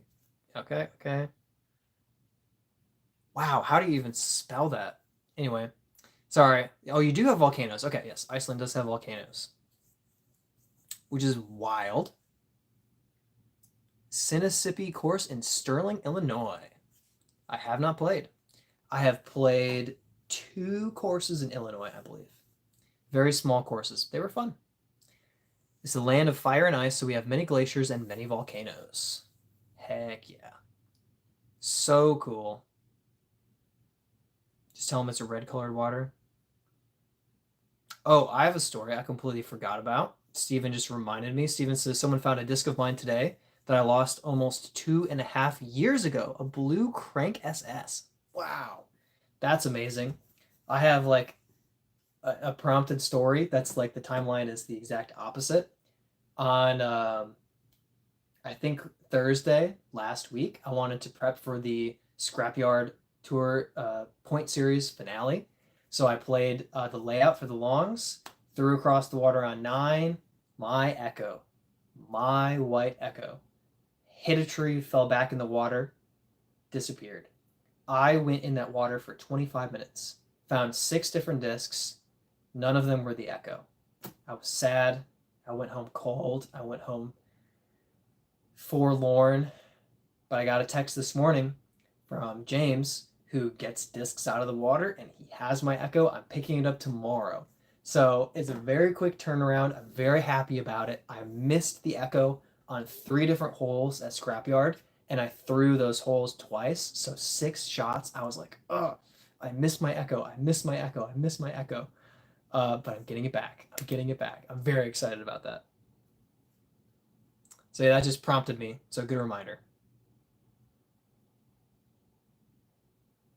All right. All right. Dude just says many disc golf.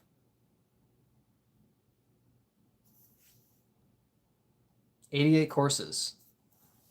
Nice. That's quite a bit for a small island nation. It's pretty impressive.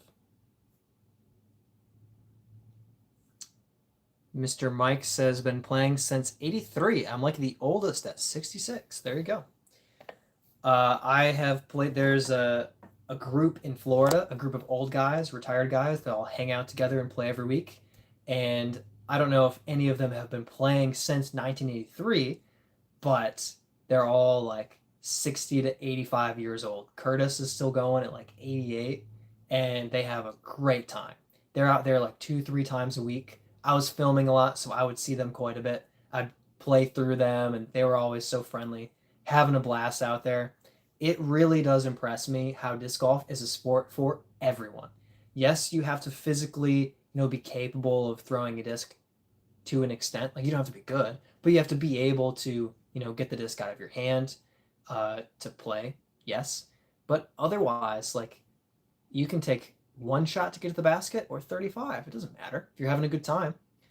It's such an accessible sport, and you can really play for 5, at 5 years old and 95 years old. You can play disc golf.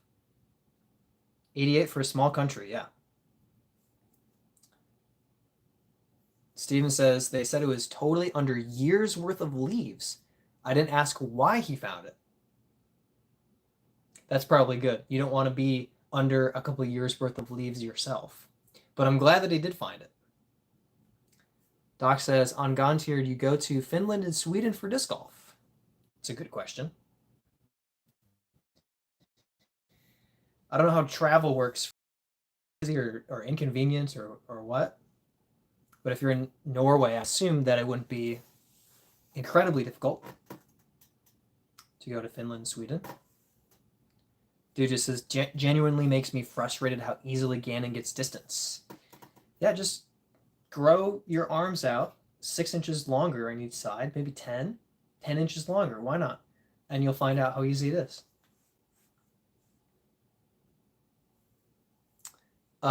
Clemenjo says, how can I get the crown sign beside my name in your chat? It is a new YouTube thing, and I believe all you have to do is just chat and participate, and at some point you'll have points on the leaderboard and you'll maybe get a crown. I will warn you, Doc talks a lot and you probably won't catch him. I don't understand how exactly you get points. Doc has 200 XP. Brent has 75. and Duja isn't on the list right here. So it's like, what do you have to do to get to the top of chat? I don't know. Anyway, uh, oh, Duja says it is 18 plus for some reason. So I guess, yeah, maybe your account has to be an adult. So anyways, I don't have any control over that. If I did, I would take it away from Doc. Sorry. Dude just says like he's tall, but I'm 6'3". It's just not that easy. All right, so another 5 inches to your arm length. Still a big difference. Squirrel Hunter says, hey, thanks for hopping on and joining us. Dude's got a standing reach of like 98 inches. Oh my gosh. Not even human. That's impressive. Steven says, don't forget, have foot-long fingers and you can putt from any distance. His fingers are really long. It's just like, pah, like the disc just flies out of his hand. He just flicks it into the basket from 30.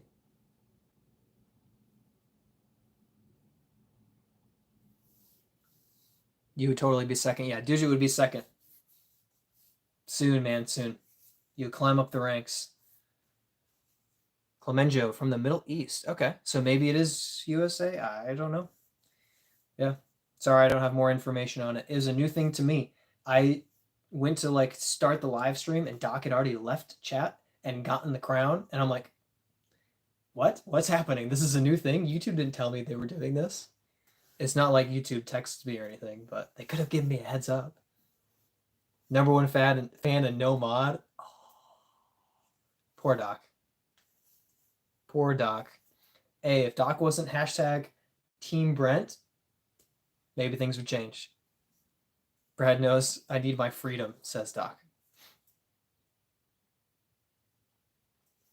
Doc says, you wish that's me. Or Luke says, you wish, Doc, that's me. I mean, fair is fair.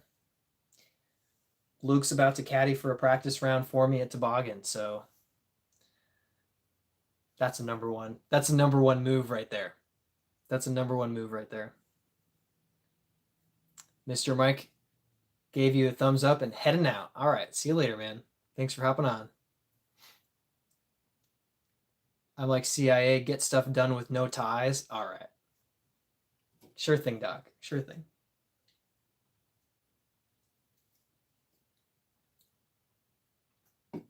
Luke, how much of a Doc says, Luke, how much of a bribe for you to only pack shoes for Brad? One pair of shoes at the most. I don't need 2 pairs of shoes. Yeah, so 2, not 4. Yeah, Luke, just a heads up, I am going to give you, like, I'm planning to carry my bag, but I'm going to give you some discs. So you're going to need a couple of slots for some extras because I'm going to grab extra discs. I don't know what I'm throwing at Toboggan. I have no clue. Blaze says, winner, winner. Blaze is a winner because he got to spend a week playing disc golf with me.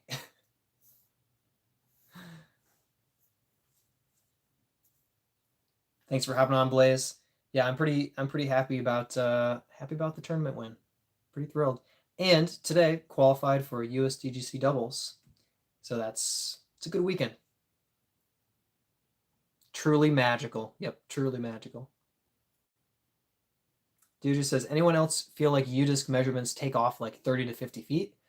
Because I tried my cloud breaker on Anheuser. I thought 425, but it was only 370. Yes, and I think it's gone both ways because sometimes I've measured a distance and been like, that is way shorter than it really is. And I've measured one and it's been like 410. I'm like, that wasn't no 400-foot shot. No way.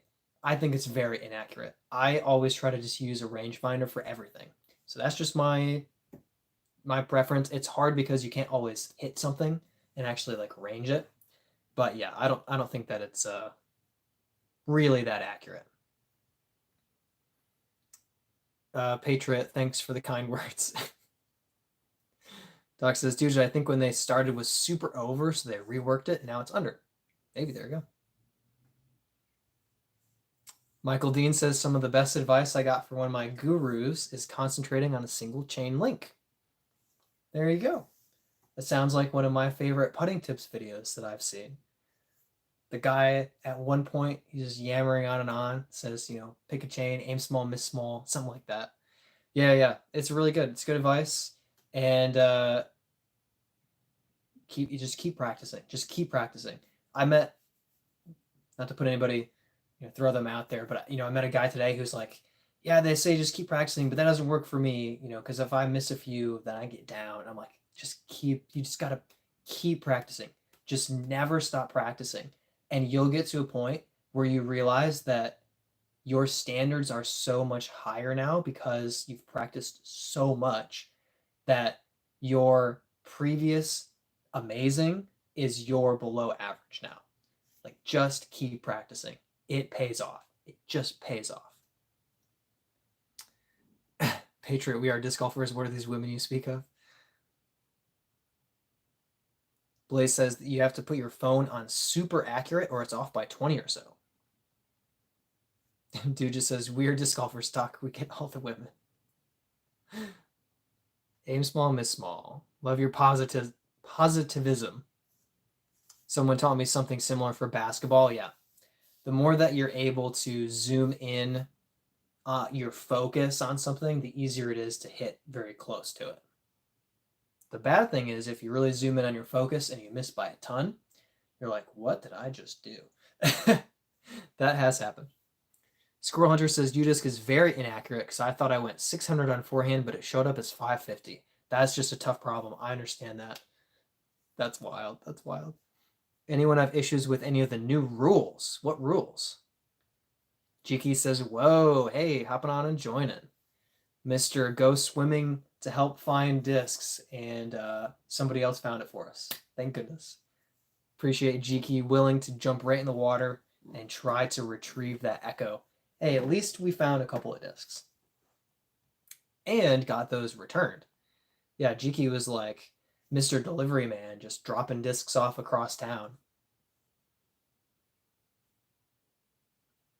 What if they had a forehand-only distance competition? They do have some forehand-only distance competitions. They do. Apparently somebody just threw a... Shoot. Now I don't remember if it was a 750-foot forehand, something like that, with a 360 forehand in distance competition. Doc says, Dujit catch foundation, stagger stance, or smash box. Lots of stuff they talked about. Jiki says, I do it again, maybe.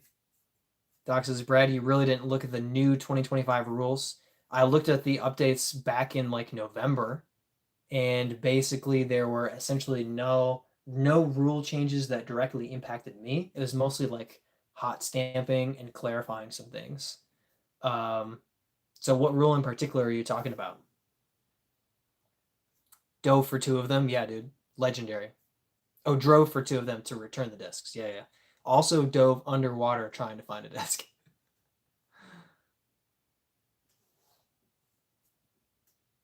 Let's see the echo. So I haven't picked it up. I'm going to pick it up in the morning tomorrow. So tomorrow morning, I'm going to be heading to Michigan, and I'm going to deviate my route for the first 15 minutes, pick up my echo, swing back on route up to Michigan, 11-hour drive. It's going to be great because I'm going to have my echo back. Oh, all right. Blaze coming in clutch. Thank you so much for the 20. Really appreciate it, man. Blaze says they need to make it so on the PDJ scorecard, there's a stopwatch. That way it's easier for everyone. This is Taco Bell money. All right, Taco Bell on the way up to Michigan tomorrow. Heck yeah. Maybe on Tuesday.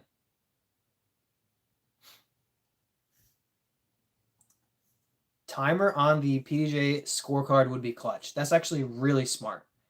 That way you don't have to, because one of the hardest things with enforcing rules, particularly with space and time, is you have to pay attention to it. So it's on you to focus up and notice if somebody's breaking a rule. To do that with your 30 seconds that you have, it's so difficult because who's going to like get out their stopwatch? But yeah, if it's already on the scorecard, there you go. Blaze, genius. Absolute genius. 700 feet is just otherworldly as disgusting. Disgusting. They're going after players who claim they were not watching other people's shots. I mean, you're supposed, like, it's on. Players are expected to call clear violations of the rules. That's been a PDJ rule. It's really overlooked, especially in the foot fault conversation, because people have been like, oh, you can't tell with a foot fault. No way you can watch two things. Players are expected to call clear violations of the rules. If it wasn't clearly a violation, you don't call it. But that cuts both ways because, yeah, if you don't watch somebody who's in their lie and you don't know if they cheated, you're like, oh, I just assume they didn't cheat. You're not supposed to make assumptions. You're supposed to pay attention. So, makes sense to me. Got to preserve the arm. No thanks to forehand only. Luke says, wait, y'all look at the rules. Chica says 3, 2, 1, dies. Yeah. Just count down and go underwater. Hope to find a disc. Check out one of the podcasts talking about it last week or two. Do you know the PDJ rule number? I will look it up. Was begging you to go under on my countdown. Beard wanted to stay dry. I got up to here and I said no more. I have too much water collecting up here. Didn't want swamp water in the beard. That is accurate. Doc says, Luke, me, I mainly go alone or just buddies, but if you play tournaments, could get you. Yeah, obviously, just hanging out, it's not a big deal. But, yeah, sanctioned events, you have to follow the rules. Says I can drive my Rhino 700 feet laser beam straight. I think you meant 700 inches, just, put the one apostrophe instead of the double. But that would be an absolute monster with a Rhino. Disgusting.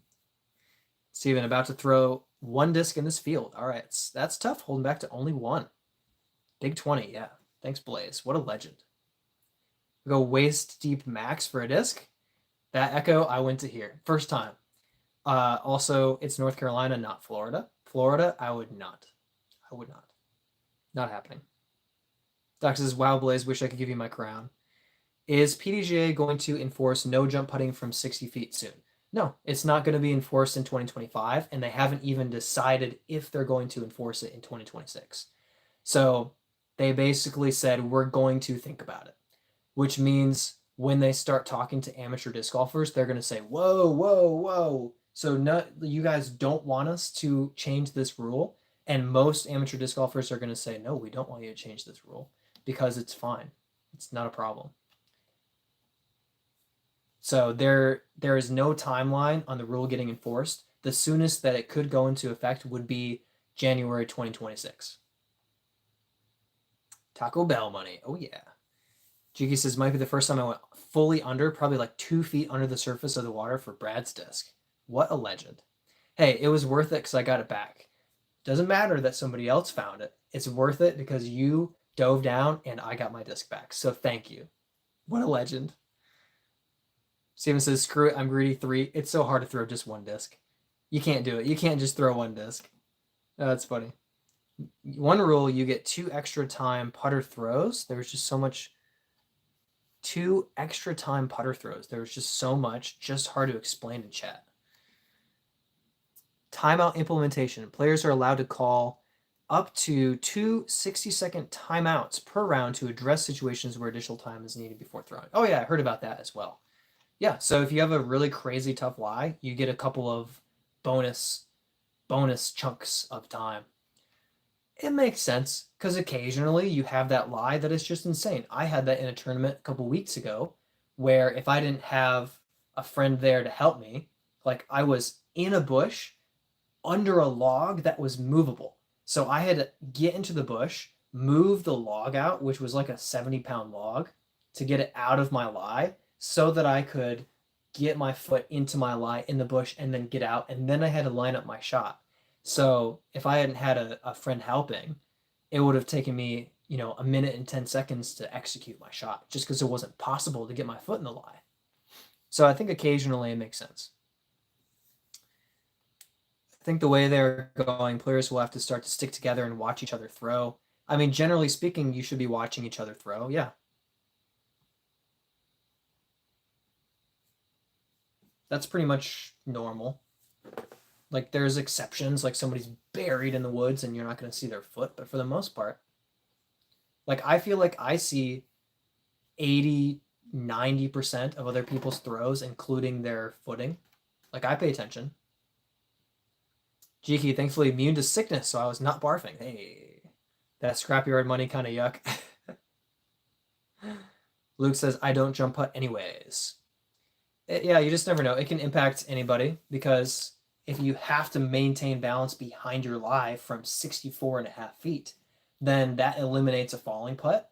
You know, it's not just jump putting, but it eliminates jump putting, step putting, stagger stance, step putting. It eliminates falling putts, putts where you're like backwards on your knee in a bush and like lean back and putt and fall forward and put your hand on the ground. Like you can't do any of that. I think it's too much. And it's just unnecessary. If someone is clearly cheating, call them for it. If they're not clearly cheating, don't call them for it. This whole whining about, oh, I freeze framed this shot and you were a centimeter off the ground and the disc is barely touching your finger. It's not all the way out of your hand. It's like, but you couldn't see that in real time. You couldn't call a clear violation. Therefore, it's not against the rules in terms of adjudicating on the card in real time. You can't call it, don't call it. Alex says, love my rhino. Certainly can't do 700, but can get 400 on a good day. Blaze says, scrapyard water. Yeah, it was a little bit yucky, but it was better than when you were here. Not as gross. Was told in a recent tournament that it's required to use a marker disc instead of a disc by PDJ. That I have not used because your disc counts as your marker disc. A disc that you don't pick up is a legal marker for your lie. Or you can mark it with a miniature marker disc to mark your lie. But like your previously thrown lie is already marked for you. You don't have to pick that up. I did not see any rule changes that says you have to use a mini marker disc instead of a disc. Also discovers I had a mini marker disc already that I bought a year ago. There you go. Don't ask Brad how many discs I threw a hole. I have to chill. Yep. Somebody throws a lot. Sometimes it's me. Sometimes somebody throws their whole bag. Alex, throw 2 discs only, a rhino and a T-bird. That's all I need. There you go. And then when you need a turnover shot, you throw a rhino, I guess. Jiki says, should just bring my Mako to the next course, force myself to throw 1 disc a hole and work in the disc since I suck. Can help. Can help. The rhino's like a 2201. Blaze says, dead and unattached like my soul. That's the water at Scrapyard for you. Got a rhino or two. I like the idea of it. I feel weird. Try an alien. Haven't thrown the alien. Nicolas Angela had a new run of the tilt for sale. Ooh. Get it if you have the money. Dujit, hey, lock down a job. All right. It's the summer of disc golf and work. Disc golf and paying for disc golf. It's going to be a good summer. Jiki's got to head out. Always nice stopping in. We should get Brad and Co. together for a round sometime. Feature other players in your videos. Yeah. Sounds fun. Always more filming plans in the future. I have like 4 or 5 rounds filmed right now, and I'm about to film potentially 4 rounds this week. Plus, I need to do an in the bag update. So I think for now, I'm good on filming. Maybe soon. Got my hands on a tilt, was so excited, so much fun. They are crazy. Blaze is not local. Blaze is Florida. Blaze is Florida. Blaze was local. We played 11 rounds in 6 days. No, 10 rounds in 5 days. Assembling wooden ornaments at a local woodworking place. Dude, that's super cool. That sounds very fun. Can work whenever, put an earbud in, just go to town. There you go. There you go.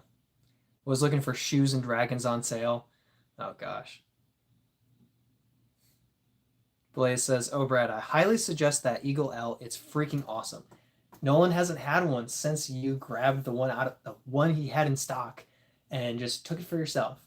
Yeah, I wish. I'll have to get my hands on one. I'll probably ask him to stock one for me. Not Doc says not my cup of tea, but oh, that's different. 13 rounds. Yeah, we put in the work. Walked 86 miles that week. Yeah. Why, Blaze, would Brad not drive you?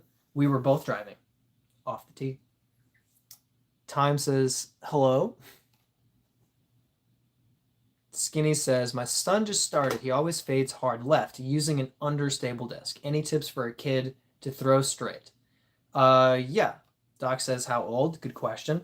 So I'll tell you what my experience was. I had a G-Star Sidewinder, and it was fading out heavy for me. I was an adult. I found that I was holding it like a frisbee, finger on the outside. Grip is everything when throwing discs and actually trying to get a flat throw. So whether it's power grip or fan grip, you have to have a finger or fingers under and on the rim. Once you have that grip down, then it's all about foot placement and swing for generating power. So the second thing is when you have your feet placed, you don't want your feet lined up. You want them stanced out. So instead of your body being in the way of your throw, you create space for your reach back to come through. If you just have, I would say even for a 7-year-old, if you have a good stance and a good grip, you can throw a disc 60 feet. I would say that's going to happen. Probably further, but just at first. Other thing is you could go down in speed. If it's like a really flippy 12, 13, 14 speed, then it's probably still not going to fly very well. I would say get a sole. I would say a flippy mid-range, a paradox, something like that. Almost guaranteed that they'll be able to start throwing it more flat pretty quickly. So I would say sole, paradox. Here we go. Blaze is saying lightweight, understable. The Falk, Pearl, Rolo, nothing over a 6-speed. Yep. Doc says under an 8-speed. Yep. Archer is a really super flippy disc. Super flippy. Great question. Dude says, I don't know how true the marker rule is, but the person was the wife of the TD and was on my card, so I obliged. I do not think that is an updated rule. The ones that Doc referenced, I had seen or heard about. The marker disc, I didn't see anything about it. I am a certified rules official. I took the exam. It doesn't mean I know all the rules, but it means I got a 24 out of 25 on their rules exam, which was really obnoxious because you had to carefully read every single question. Yeah, but I passed. I didn't see that, and I read through all of the rules and all of the courtesy rules. I didn't see that. Yeah. So I don't think that you're required to mark your disc. I think that if you mark your disc, it has to be a mini disc. And there are standards for it. It can't be just any old thing. You can't put your Gatorade bottle down. It has to be within a certain height. It has to be within certain parameters. And it does have to be miniature. It can't be another disc.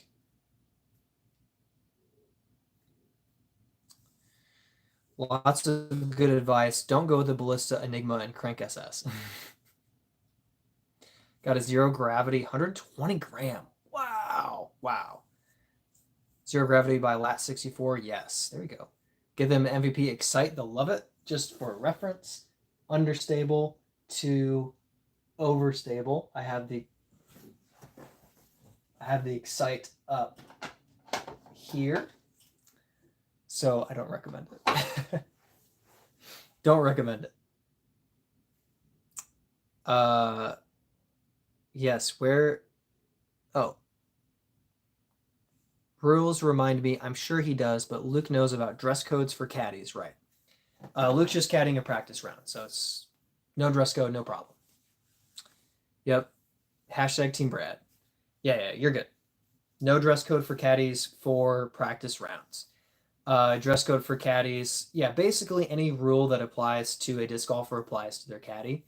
So caddies can't throw over discs over 5 meters, because then the player they're caddying for gets the penalty for it. If they're being loud and obnoxious, they get a courtesy violation called on their player. So yeah, basically it's probably the least enforced is dress code. You basically just have to not have holes in your shirt or a tank top, or like the open side shirts. Like you just have to have. It says at like collared or athletic shirts. Just wear a shirt. You'll be fine. Didn't one of the fringe pros use a Zen can as a marker? I think I did see that, and I think it's legal because it's in the right size requirements. I have seen people put down a cookie, and I think I saw a cookie mini marker, but I think someone used a cookie as well, which I think is not okay anymore. But anyway, might have been Zach Nash, kind of fringe, slightly fringe. Skinny, do you know what we mean by understable? I hope. Yeah, that's a good question too. Yeah, because understable, obviously designed to turn to the right for a backhand right-hand shot. Blaze says, what's your most underrated rule? Mine is the sheet of paper rule. A lot of people don't know they can throw up to 8 inches behind their disc. Yes, actually, it is 7.8 inches wide and 11.8 inches deep. So you can throw up to 11.8 inches behind your disc because the piece of paper it's not sideways, it's forward. So it's 7.8 inches wide and 11.8 inches deep. Yeah. Cookie sounds awesome for a marker. Yep. You could literally use a piece of paper as a marker. No. It's the size of your lie. A piece of paper is basically the size of your lie. What if you use a $100 bill as a marker just to flex? I think it does have to be circular. I think it has to be round. However, if you fold up a $100 bill, that could work. I think it's actually, I don't know if there's a weight requirement too. They have a lot of specs for mini markers. Doc says, Luke, you should go in Crocs, Daisy Dukes, and no shirt. Okay. You should caddy for Brad in a tux. Now we're talking. That'll look great on camera. Like Gannon after his earnings last year, LOL. What a flex. Just fold up the 100. It's my mini marker. Dude just says, great idea, Justin. Justin says, thank you. They don't come very often. Take it when you can get them. Easiest US SOS, understable, stable, overstable trick I heard is add the last two numbers on a disc. If it's negative, it's understable. 0, stable. 1 or above, overstable. That's true, technically speaking, although of course it doesn't mean that they fly that way for you. You're going to have to figure out how discs fly for yourself. James says, what is your favorite painting, or do you have one? Painting? I wouldn't necessarily say that I have specifically a favorite painting. And do I have one? Sort of. I have a painting, kind of. Ugh.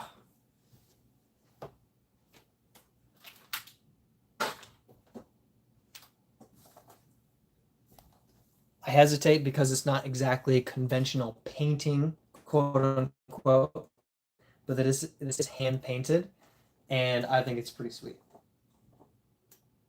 Yeah. So there you go. Kind of a, not technically speaking, a painting. It's not a portrait. It's not by Van Gogh, but I think it's pretty cool. But yeah, I don't really have a favorite painting otherwise. Interesting question though. To an extent, to be honest, didn't fully understand flight numbers for a year and a half after starting. Yeah, that is fair enough. Like you just have to know how a disc flies for you. That's what you need to know. Throw a disc, say, okay, I know what that does. If it does it, you're good. Luke, that is 4 votes for the tux. There you go. Thomas says, hello, everyone. Thanks for hopping on and joining us. 50-cent coin should be legal. I think it's not wide enough. I think it needs to be wider, bigger. Show how poor you are. Yeah, that'd be funny. Thomas says, my throwing is getting better, able to consistently throw about 165 feet this evening. All right, man. Heck yeah. Keep on growing that distance and getting that practice in. That's awesome. So you're throwing about 165. Doc says, James, I have a starry night, but it's cats looking up at it. There we go. Use a rare coin. Oh, that'd be nice. Dude, that looks real. Yeah, it's nice. It's pretty well painted. Pretty cool. Not your A-tier win painting trophy, huh? It's how accurate I am off the tee. No, I got it from Brent. Got it from Brent. I don't even remember who painted it. Anyway, it's cool. 50-cent piece, 1.2 inches. PDA rule for mini marker 3 centimeters, which is 1.18 inches. Okay. Look at that. Does it meet the height requirement? Started out at 120 feet. All right, there you go. Yeah, that's huge improvement. That's 50% further. Just like that. Almost 50% further. That's great. That's awesome. Got me there. Yeah, I don't know. I remember analyzing, like reading through all the requirements, being like, wow, that's really interesting. So that means this could work, this couldn't. And then I forgot it all. Not like I just forgot all the specifics. So I just kind of have the general sense of what it could be, but not specifically the actual sizes and requirements. Soup can lid for your marker. Justin with the ideas tonight. That's 2 for 2. How come there's not a crown by Justin's name? I mean, come on. Justin's using up his great ideas for the month. It cannot exceed 3 centimeters. No low limit for thickness. There you go. Soup can lid is awesome. Soup can lid wins. 10 out of 10. All right, cannot exceed 3 millimeters, or sorry, centimeters. Wonder if mods can have crowns. Yeah, I think so. I assume so. I don't know. Maybe. Zach's here. Hey, Zachary, thanks for hopping on and joining. Trying to get on the leaderboard for the XP. Ever got a hole in one? Yeah. So I have practice shot aces, practice shot hole in ones, and I have real first throw on the scorecard hole in ones. So real ones, I think I have 6 holes in one. Practice shots, I have 28. Yeah, 28. Just chained out of one across the water at Scrapyard last Thursday. Almost got the ace practice shot. And then in my tournament yesterday, I hit the cage across the water at 8 at Scrapyard. And I had paid into the ace pot, which was about $400. I was about this far from getting over that cage and in for the ace. Would have been so cool. So the most that I've won from hole in one was $80 in a match play event. And I was hoping to up that to 400, but it didn't happen. It was so close. Justin's like trying so hard to think of stuff to comment. Luke, hey, there's Luke, number 2, hashtag Team Brad. Look at that. Luke is showing that it can be done. 150 XP. Man is in second place, just like that. Here, I'm gonna analyze the crown here. Community leaderboard and XP. A place for fans to stand out. The top 3 get special badges in live chat. It resets every stream so you can always try again. You'll need to collect experience points. Here's how you get them. Send live chat messages, send super chats and super stickers. There you go. So Justin, if you really want to unseat Doc, you got to drop a bunch of money. This is not me telling you to do that. That's YouTube telling you to do that. I don't love, like, I don't know. I don't like pay to win. Whatever it is, leaderboard, video games, pay to win is trash. So Wolf Among Sheep says, hey brother, love your plates. Thank you. Here's one of my favorites, the Brave. Disc golf discs. Obviously, if you had to, yeah, could be a plate in a pinch. but all these fly differently. And the Brave is one of my favorite. First paycheck, gonna get a Discmania jersey and save the rest. Hey, there you go. Justin says, was the first one to ace in Luke's new basket, so I think that counts as my first ace. There you go. Nice.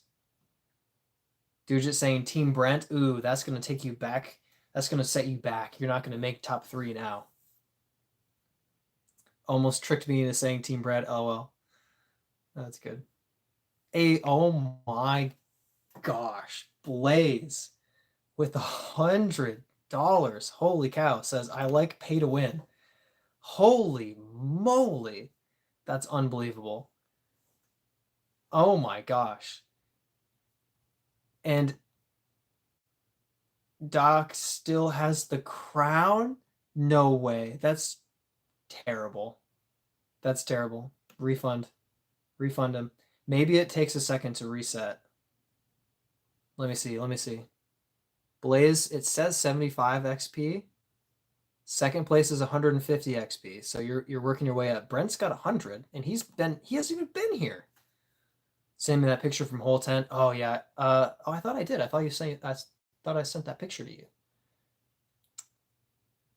Blaze says unreal. Blaze, I am so sorry. You deserve the crown. Oh my gosh. It says I have no XP. So I guess, Justin, I don't know. Maybe it is, Doc said 18 and older. I don't know if Luke cheated the system somehow. Oh my word. I feel bad for Blaze. Blaze says, it's okay. You deserve the money. You're a hard worker. I mean, thank you. It's so generous. You deserve the crown, though.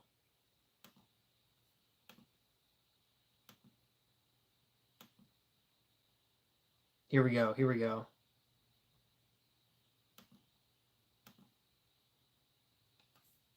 All right, Blaze. I couldn't give you a crown, but I gave you something better. Blaze is a mod. Wolf says, I actually do have a question about disc golf discs. I am up for any question that's family friendly. Go for it.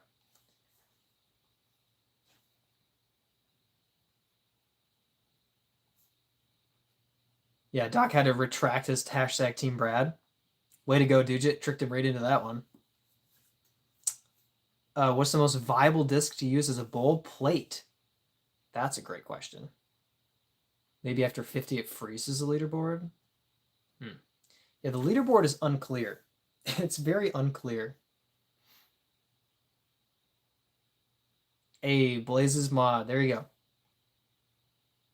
What a legend. One of the 7 top mods. Landmine for a bowl. Yeah. I can't think of one that's better. I mean, the Makani is good, but it's too wide. I like the Polecat. Polecat's pretty good. Polecat's not bad.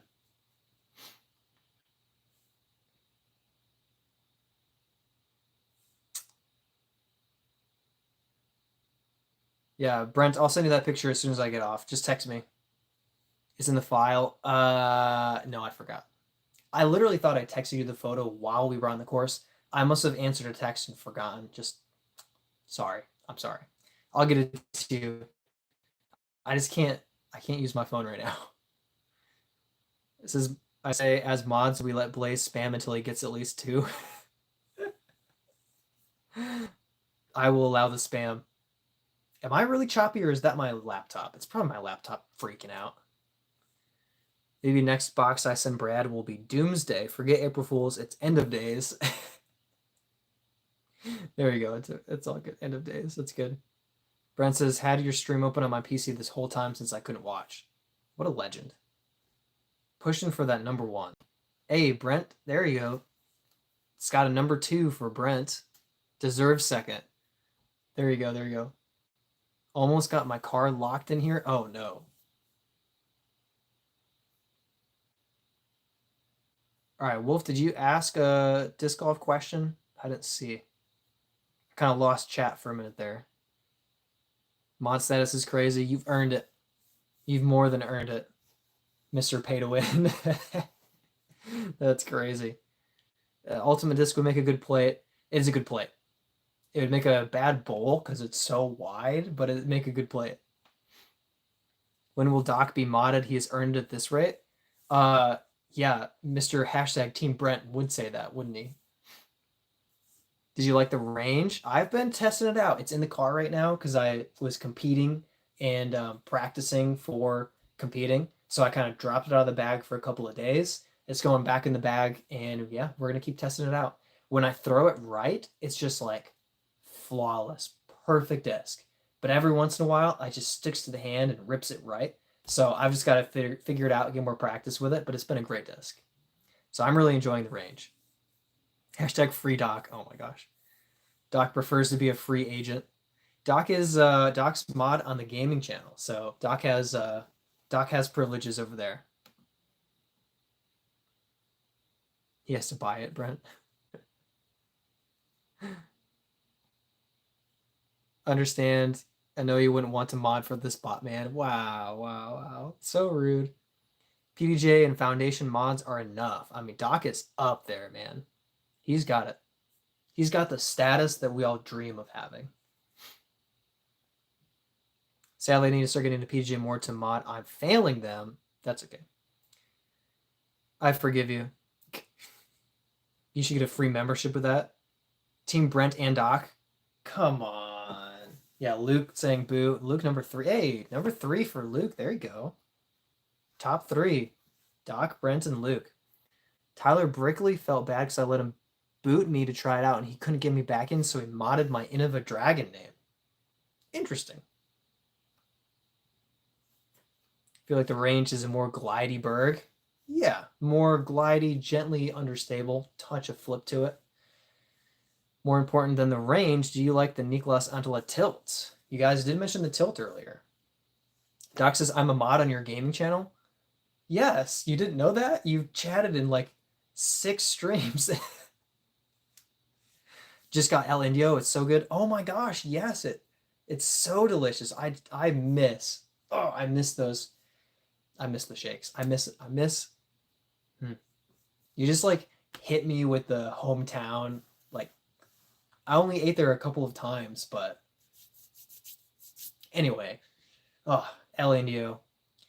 Getting the largest shake, just downing the whole thing, and then through my lactose intolerance, driving home in crippling pain until I can finally get to my own bathroom. It's just, you can't get better than that. It's the full Taco Bell experience in half the time. All mods and Doc. Oh gosh. Hashtag Team Brad. All right. Don't need a chat full of mods. All mods and Doc. That's good. Kevin says disc golf. Yes, disc golf. Yes, yes, yes. Ugh. What am I gonna get? What is this? This is not a Brave. This is a Cicada. What do you know? 2 left of the Brave. Truth needs some. Justin wants to throw a tilt. Yeah, it's a fun disc. It's a fun disc. Tilts are great. Brent's always on tilt. It's terrifying, especially if you're a tree anywhere within range.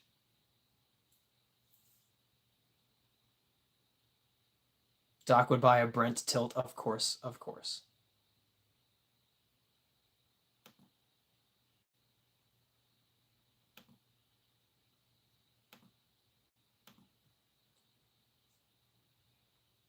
Blaze is currently destroying a large milkshake. Those are so good. Lightweight Rolo in the wind. Have thrown them. Not good. Cap rep is as close to a tilt as I'm going to throw. Fair enough. Cap rep is so useful. I just don't think a tilt is useful. Does anybody know if this guy likes throwing discs? I know. The answer is yes. Great question. Very insightful. Real stumper. But I know the answer. Can't wait for the birdie time. Members only called only Brad. Oh no. Strongman says hello. What's up? I say Brad's first signature stamp should be him and Brent with boxing gloves at each other. Wow, that's very insightful. Brent and me squaring up, huh? Brent says I'm bad at guessing discs. Yeah. That's That's coming soon. Don't spoil it. Haven't filmed it yet. Blindfold Brad and make him guess the discs. Brent, you got nothing to prove to us. Now, Brad, I mean, I can definitely do my own bag, but somebody else's would be just a no. No way. Digging the easy conversation, just hanging out. It's fun, man. It's nice. Just an FYI for everyone. I've got about another half hour in me. I've got to pack. You don't see what I see, and I'm not going to show you. But I need to pack this crap up because I'm driving to Michigan early tomorrow. Quick 11-hour trip. Got to prep for toboggan. Brent says, where's my Brave? You want blue or pink?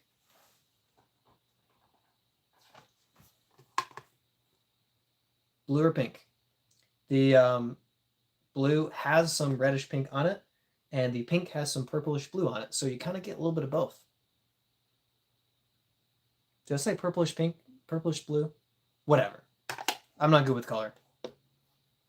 Pink? Okay. There you go. I like blue more. I do like blue more. And if I lose the blue, I want to replace it with another blue. Because the same color will fly the same. Mentally.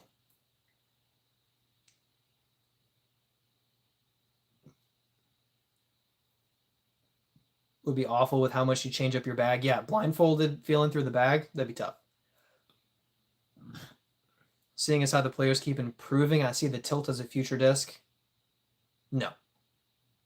Only seen one thrown. Over water, no less. Madman with an $80 disc. That's amazing. Brad crap that needs pack to reveal. No, it's bad. It's bad. Once it's packed, maybe. Maybe once it's packed, because that has the like Instagram worthy feel where you like put all your stuff next to each other and it's like I don't know, you have like shoes and then you have your bag and your pillows on top and then you I don't know. It's just maybe I'll take a picture of that. Seems ridiculous. Pink's easier to find. Clear Brave would go further. No, it wouldn't. 55 Echoes, 55 Braves, 55 Wardens. Yeah, don't forget your 10 Braves, Echoes, Wardens. I'm taking 3 Echoes. Actually, I think I will pack both Braves. Not the white one. That one needs to be dyed. I still need to decide who I'm going with. The same color is not a replacement. Learn it the hard way. It's worked so far for my Enigma and for my Brave. That's it. That's all I'm going off of. And 5 shoes. Yeah. I'm tempted to take the shoes with me, but I just don't want to mess with a stack of shoes at toboggan. So I think I'm going to save that for when I'm back in town, back in Charlotte. 100 Valkyries, 55 souls. Wow, you guys. I mean, I am rich now. I did win money yesterday. I should buy 100 of everything. Threw the Brave once, like it better than... Already throw it better than Bradley? That's not true. It was a really good shot. That's not saying much. Wow. I told him, let me borrow the Brave and I'll park the hole, and then I parked it. And I will say, to his credit, it's a really hard turnover shot, too. Like, one of the least birdied holes on the course, I would say, in doubles. Don't forget to throw in a disc or two to give someone who finds your disc, or a fan, maybe. I have a couple extras. I have a couple. I keep a putter, mid, and driver spare in the car at all times, just in case. But good advice. Maybe I'll take a shoe as well, and then I can give it to somebody and be like, I have no idea if this will fly well for you. Brent, can you not park a hole? Yeah, Brent can not park. What was your worst hole today, Brent?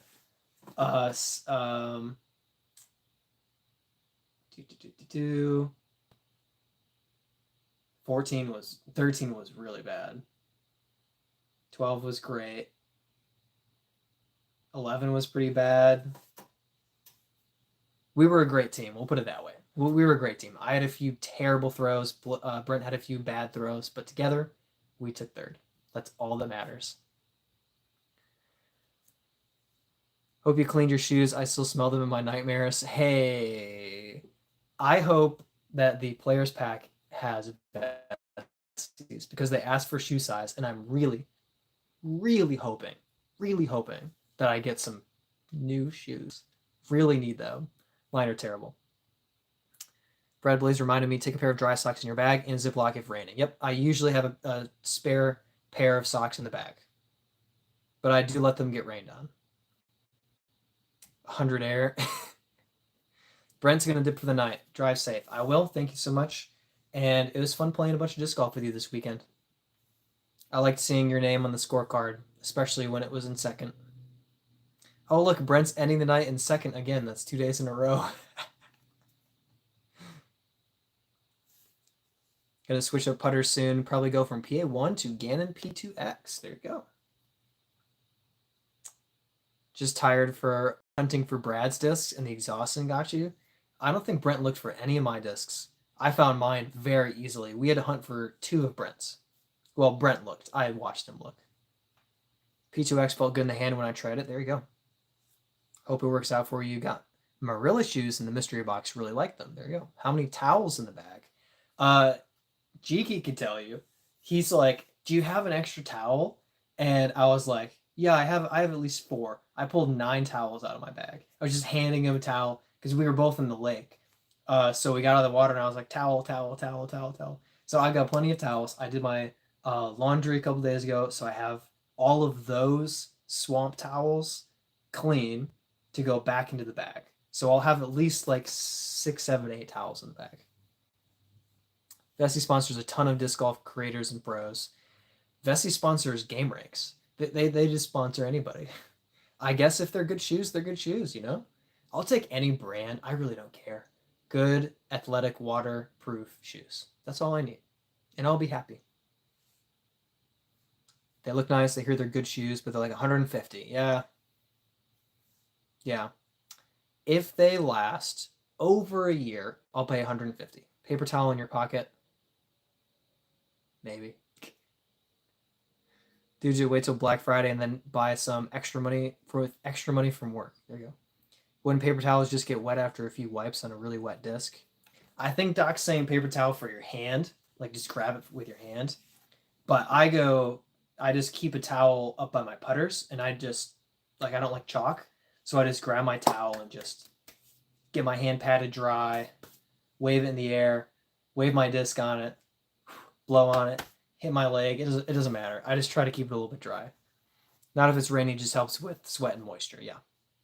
Usually go for the Nike trail running shoes, usually waterproof and great grip. I think I went for the equivalent of the Nike trail running or the hiking shoes. Towels and Ziploc bags. I don't know. I trust my bag. It has to be absolutely just disgusting pouring rain to get through. Plus, I'll have like multiple towels next to each other, so the innermost towels stay dry. So I don't worry about bags. Keep some paper towels in Luke's pocket. Squirrel Hunter says hi. Hopping back in the chat. Usually just wipe my hands on my shorts. Hands on the shorts works to an extent, but Florida, it stops working because you sweat through. That can also happen in the summer in Charlotte too. So it helps, but when I just really have the sweat, I need that towel. Skechers hiking shoes are pretty great. There you go.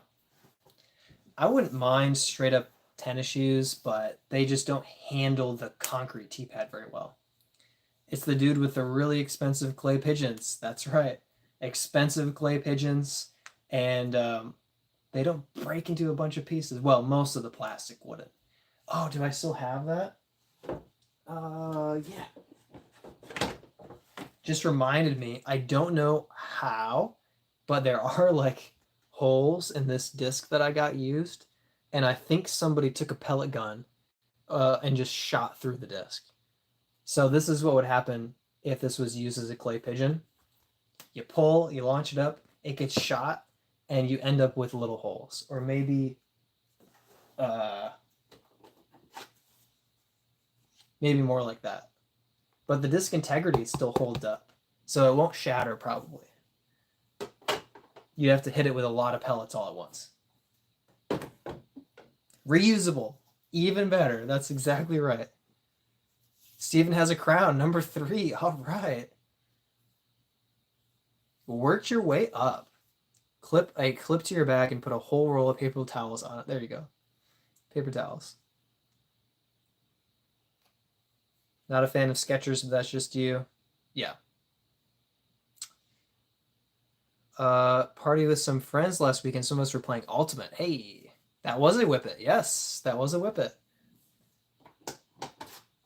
My one and only left-handed ace is with this Whippet, with holes in it. And I only had it because my buddy, one of our college professors, gave it to my buddy. And my buddy said, if you get Isaac Robinson's signature, that would be awesome. And he gave this to me. So I threw it left-handed and aced with it. I recently dropped that video, YouTube short. One of them kicked the disc and it shattered straight through the middle. Oh, I've kicked Ultimate discs a lot. It's never shattered. That's crazy. Oh, did you win? Looked like it. Oh, you're asking Dugit if he won? Yeah, that was a Whippet. Yep. Metal is number 3. How? Dude. Is there like a 3, like a 100? Yeah, okay. There is a 1, 2, 3, 4, 5 way tie at 150 XP. So there you go.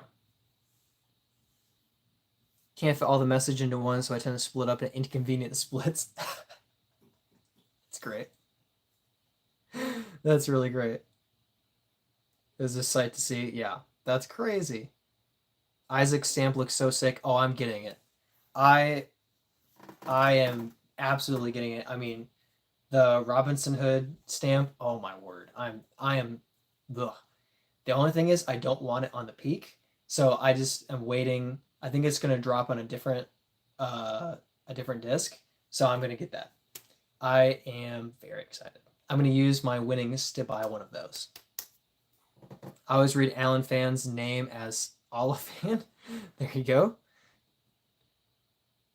Yep, Steven. Yeah, what's the story with the Steven / Alan fan? Big question. I've always wondered. Never asked. If you're looking for a good disc golf shoe, try the Adidas Terex. That's what I have. Terex are good. I would say great, but not excellent. I wore through the treads kind of fast, and yes, that's what disc golf does. Also tore through the front left of my left foot, or the front right of my left foot. Ripped through. Red Gotham has got ham. But Terex are good shoes. Prefer Ezra's Peach Pirate stamp. It's pretty cool. Pretty cool. Thought you were in IKEA furniture store. Does IKEA sell disc golf discs? I did not know that. Ugh. I didn't know that IKEA had sapphires. Those do look nice, Squirrel. Yeah, they're good ones. Got ham. Brad does look like an IKEA guy. I don't think that's an insult. Oh, Olivia says hi. Hi, Olivia. Peach Pirate was such a good idea. Yep, that floats. Do you look like an IKEA guy? Is it just because I look slightly Norwegian, or is that because I look like I'm cobbled together? Old shoes had a big spot in the front of the tread, completely bald. Yeah, you tear through them so quick. I need to learn to pick up my left toe off the tee pad instead of letting it scrape, because the waterproof did not last long. Is it custom or bought? So this is a custom disc rack. So it comes apart here, and there's some screws underneath holding it together. But yeah, this is custom designs. These slide back and forth. Let's see if I can. Ugh. It's stuck on the discs right there, but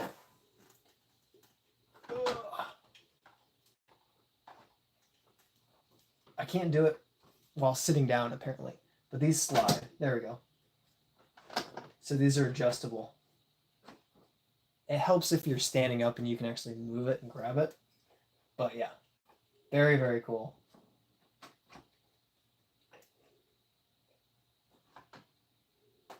So yeah, homemade. I did not make it myself. It was given to me. Really great gift. Shows how I should get my whole foot planted before I release. Been trying to get rid of the Allen Fan 20 with pretty much 0% effort. But Allen Fan is one of my favorite athletes of all time, Allen Houston, who wore number 20. There you go. I thought they let you change it. Yeah.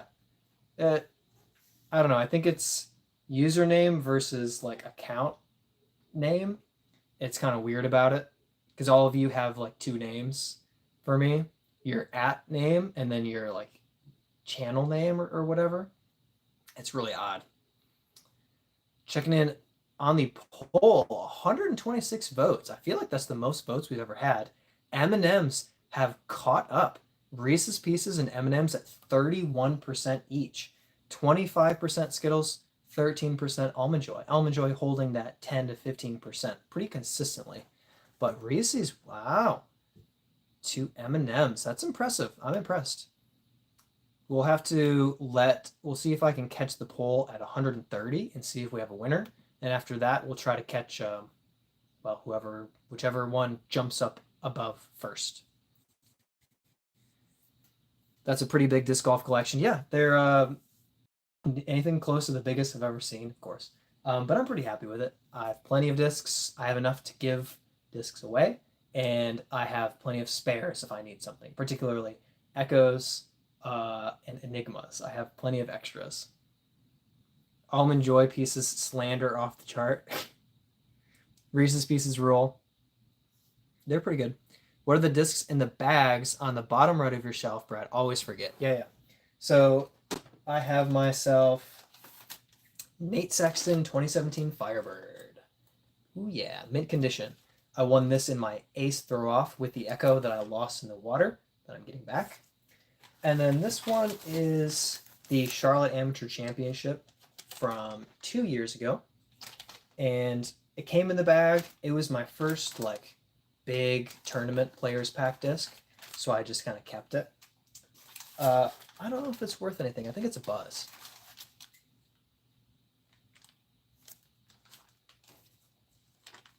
It is indeed a buzz. It's pretty cool.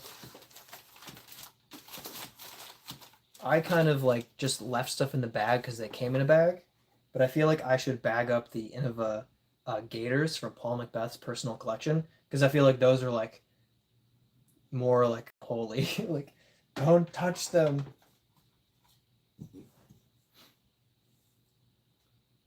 The Content Creators Cup. Hope you get invited next year. I saw that, and I looked through. I won't say the word jealous, but I looked through the Content Creators Cup, and I believe 2 of the content creators have fewer subscribers than me.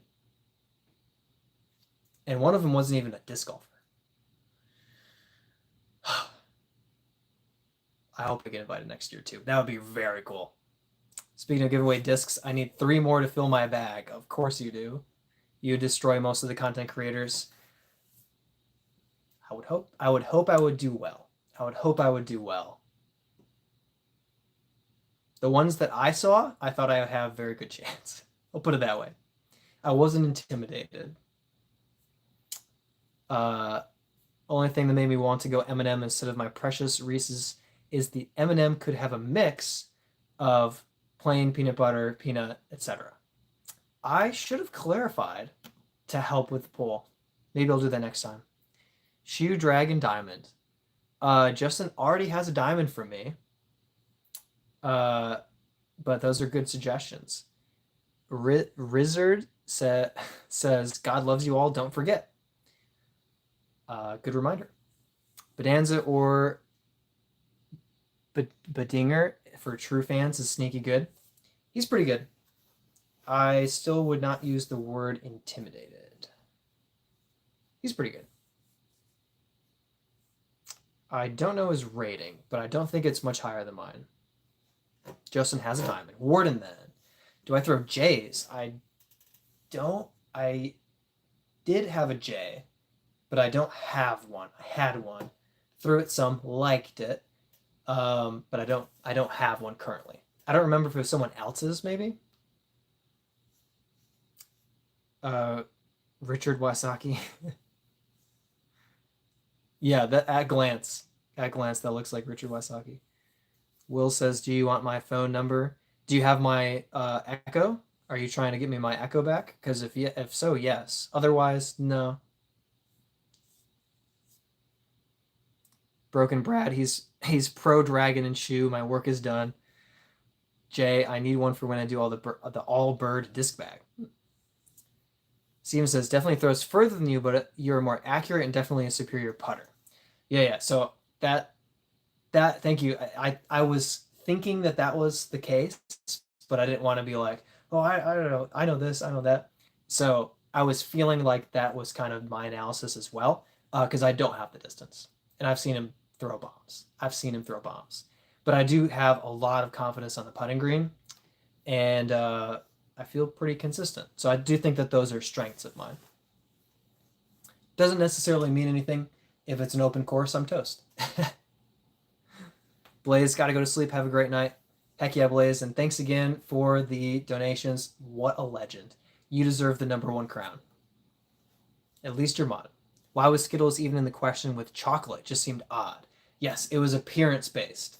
So this kind of came out of a discussion a few weeks ago where I think someone said something about a bowl full of M&Ms and Skittles.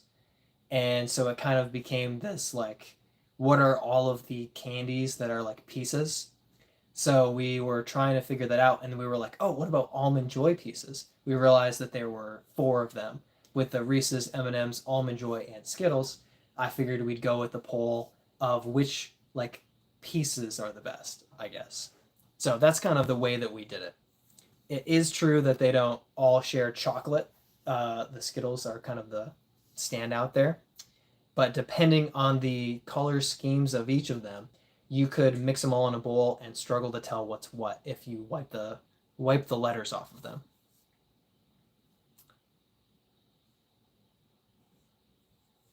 He's paid off by Big Skittle.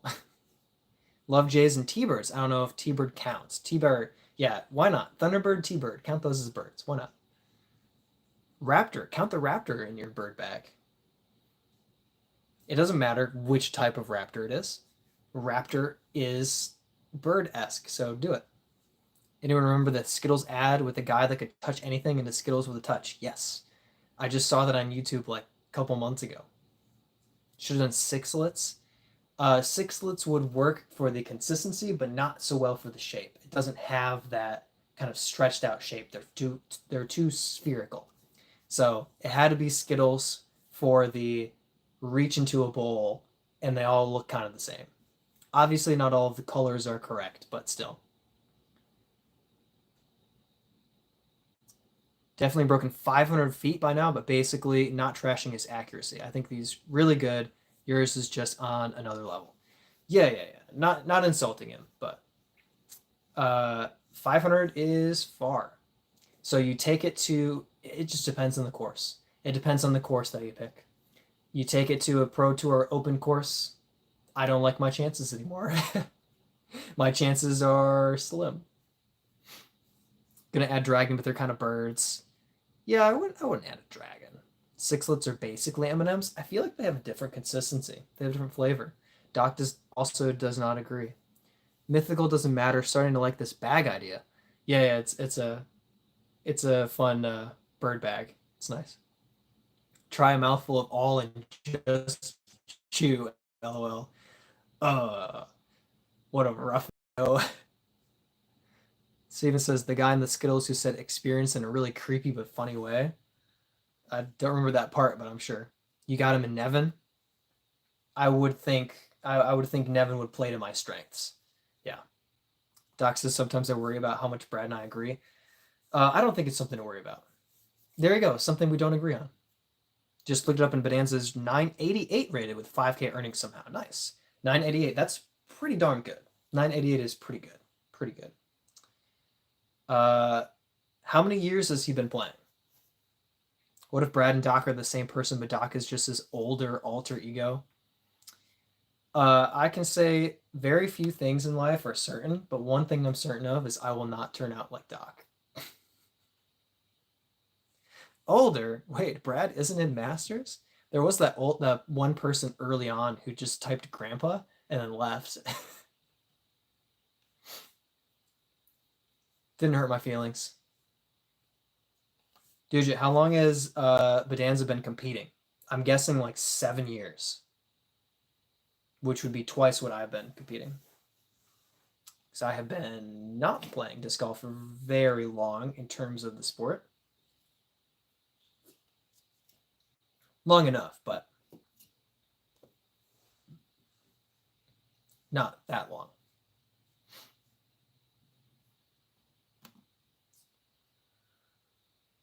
Let's see. I think I've told you guys everything in my life that's going on pretty much.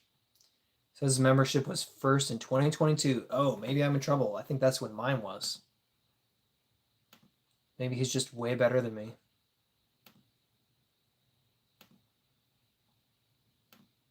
I'll have to do research later. I have to find a way in which I'm as good as Bedanza.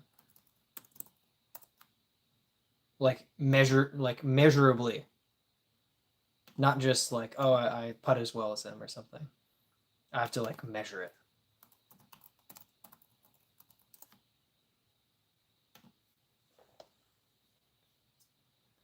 I have a better win ratio than he does. Here we go. We gotta analyze it. Talk on it. I can't spell PDGA.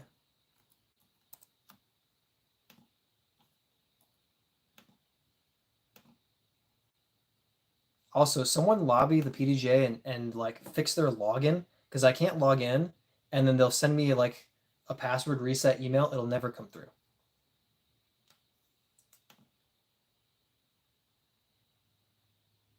Metal says, I've been playing since 1997. I'm still terrible. Not even close. He started just before the Mind Better came out. There you go.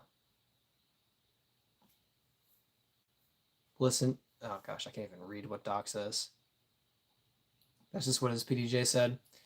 So, of having such a giant collection, I'm curious, do you only have a couple of discs that you always go to? I have 6 and I always use only 2.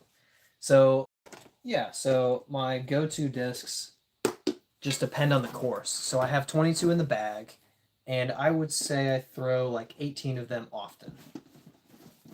So depending on the course, wooded course, I'm throwing the Dynasty all the time, the Soul all the time, the Taco all the time. But we go out in the open, and suddenly I've shifted to throwing the Hurricane a lot for the stability to handle the wind, or the DD1.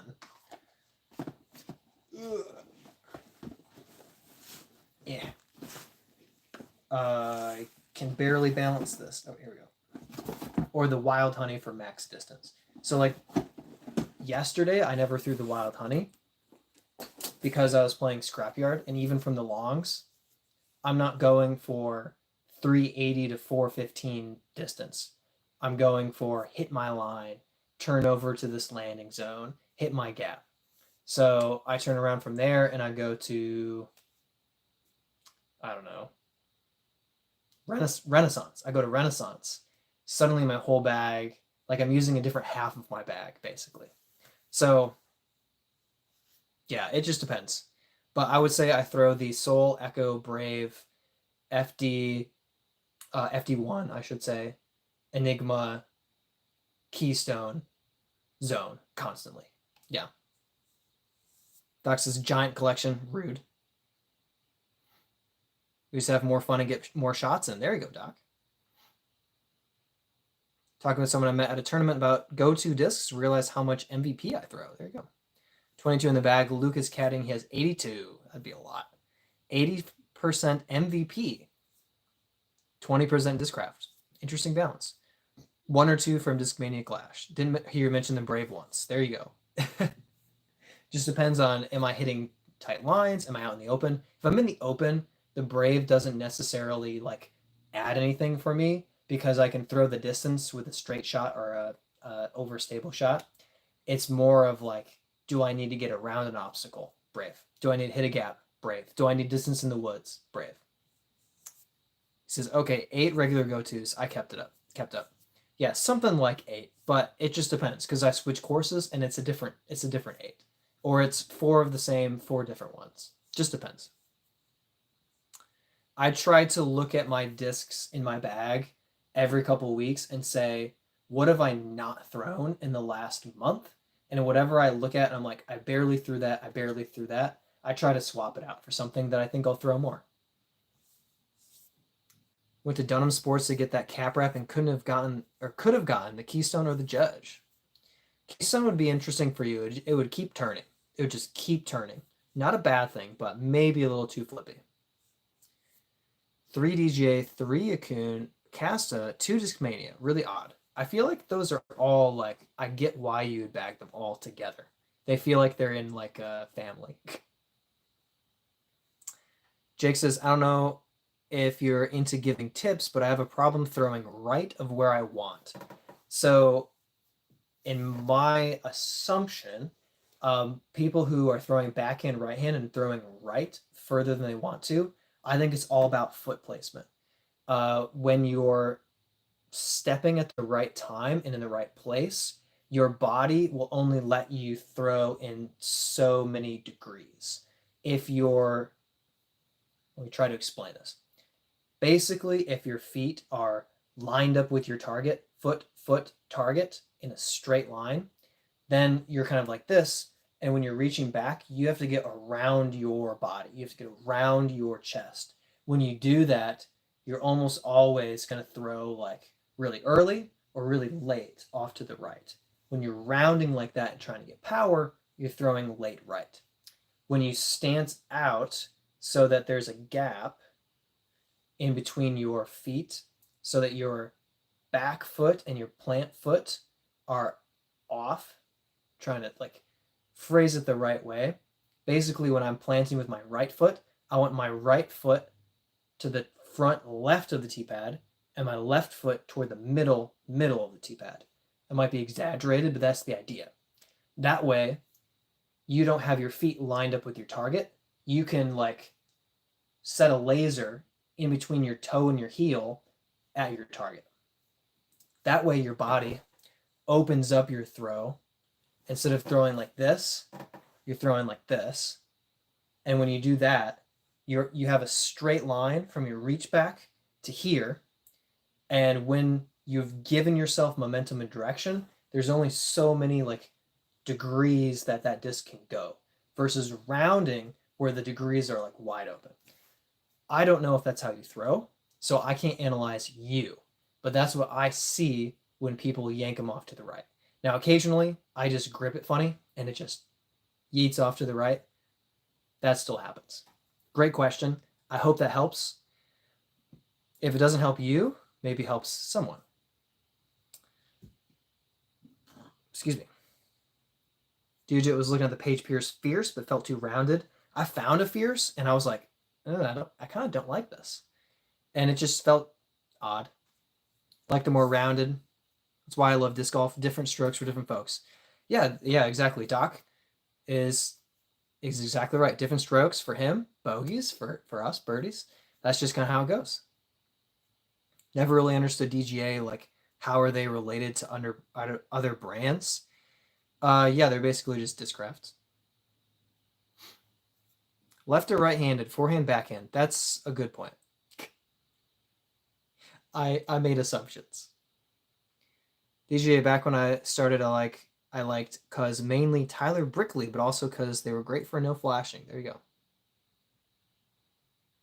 Favorite disc profile is flatter, more like the Hex or Domier driver, like the DD1.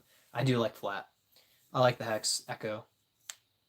Flashing's not really an issue anymore. It's good. Most have fixed it.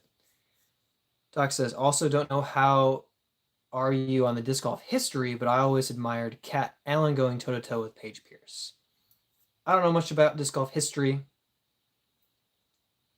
but yeah, anybody, legendary matchups, Paul Macbeth, Ricky Wysocki, Cat and Paige Pierce, pretty cool.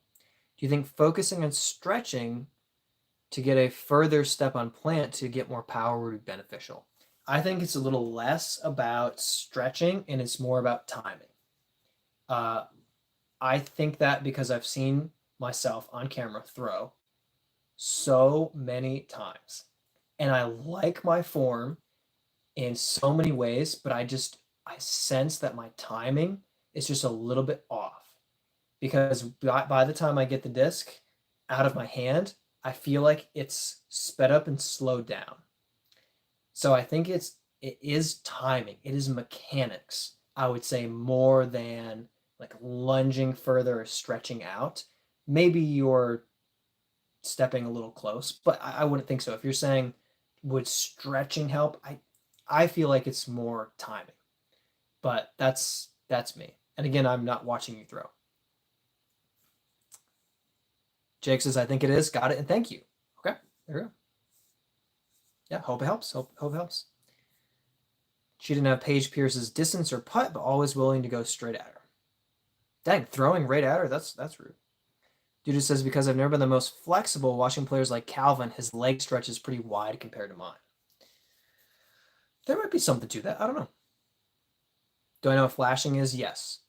Where the top and the bottom don't match up completely, there's overlap. And it hits your hand. Flashing. I used to think it was a really shiny logo that the sun would flash in your eyes. Back when I was a nobody. We need an MPO rivalry. Yeah, the rivalry is different every single week. It's like, oh, is it Isaac or Gannon? Is it Gannon or AB? Is it AB or Calvin? Is it Calvin or Ricky? Who is it? It's not quite the same. Not quite the same. Disc golfers are too friendly. Yeah. I don't hate it. I love the camaraderie. I love the community. I love the competition, but when your buddy wins, you're happy for them. But I get it. I understand. Jake is right hand backhand. I guessed correctly. Ricky and Paul knew how to sell the drama, which is why they quit being friends in public. I don't know if that's true or not, but I'll believe it. Macbeth versus McMahon at Euros is pretty amazing. Mick versus Mick. We don't have a lot of people. We don't have a lot of players of color in the pros, but we have some who are really good. Yeah, well, when Philo backed off, it was like, man, we lost the diversity. 130 votes. Okay. Reese's Pieces 32, M&M's 31. It has been settled. It has been concluded. Reese's Pieces for the win. Congrats, guys. You have voted your champion. Who's that guy that got an eagle on Sports Center? Forget his name. I don't remember. And I'm trying to think, was it a few weeks ago? Was it Calvin Longquist? Philo Braithwaite. However you said that. Mr. Albatross. Official Austin says hey. Or says hi. Thanks for hopping on. AB. Sure. The Mandajuanos. Flexible as an old man, or I guess just as you, Doc. Official says, I'm so tired. How about you? I'm pretty tired. Probably not as wiped out as you. I'm more like socially tired. Disc golf tournament yesterday, church and disc golf this morning, afternoon, live stream. I've got to pack up and drive to Michigan tomorrow, 11-hour drive. So I'm feeling a little bit. I'm kind of feeling the like weekend disc golf busyness. I streamed on Friday. Yeah, I streamed on Friday night, gaming, Pacific Islander or something. Don't mind losing to M&M's. What is AB's ethnicity besides Italian? Dude, you watched the old Paige Pierce shots? That girl had to be in ballet or something. Philo holds the course record for your local course. Dude, that's crazy. That's crazy. All right, I've got like 5 more minutes. Poll is over now. I can hop off. There goes Justin. Good enough. Man, Doc with 275 XP, Luke with 175 in second, and then a 4-way tie at 150 XP.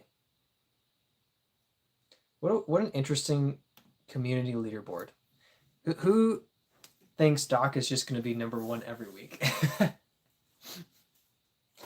Jeffrey says, sorry, just hopping in. How did you play in the tournament this weekend? Doc says, Brent let him win, so he won. Justin still didn't get any. Discrimination. No XP for Justin. Pager says, what's up? Good question, Jeffrey. So I did really well. I was really happy. Yesterday in the point series finale, I ended up I only made 2 circle 2 putts all day in both rounds, including the last hole for a birdie for the win by 1 stroke. So I won. I beat Brent, and I would have been happy in a playoff as well. But I beat Brent, $350. So that was really awesome. Then today, Brent and I did a doubles qualifier at Bradford. We played longs, and we kind of showed up feeling like we played Bradford well. We should play well. We should go 14, 15 down through 18. We par the first 3 holes. We're like, shoot. We proceeded to go 12 down through the last 15, took 3rd place, 1 shot back from a 2-way tie for first, and we qualified. So it was a pretty good weekend. I also got the CTP on hole 2 at Scrapyard. Absolutely parked it. Like, it was incredible. So that was $35. That covered my entry fee and my CTP and Ace Fund pay-in. It was a great weekend for me. And now I'm headed to Toboggan tomorrow. I'm driving up to Michigan. I'm practicing Toboggan Tuesday, Wednesday, Thursday, competing Friday, Saturday, Sunday. So busy, busy, busy. Thank you. Thank you. Appreciate it. Oh, man. I'm wiped out. Doc says, not Brad, my weeks. I can't get on until 7:30 all the way way down on the board. It won't take you long. You'll just shoot right up. Doc's going to have like 2K XP, and second's going to have 300. That's more like it. Steven says, it's really nice he let you win. Must be a good friend. I know he didn't let me win, and the reason I know is because I had not submitted scores on my last hole. I was at 38 feet. Brent scrambles and hits a crazy putt on the hole behind me to birdie.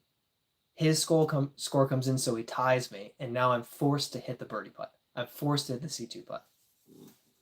So Brent did not let me win. He tried to tie me. He thought we were going to have a playoff.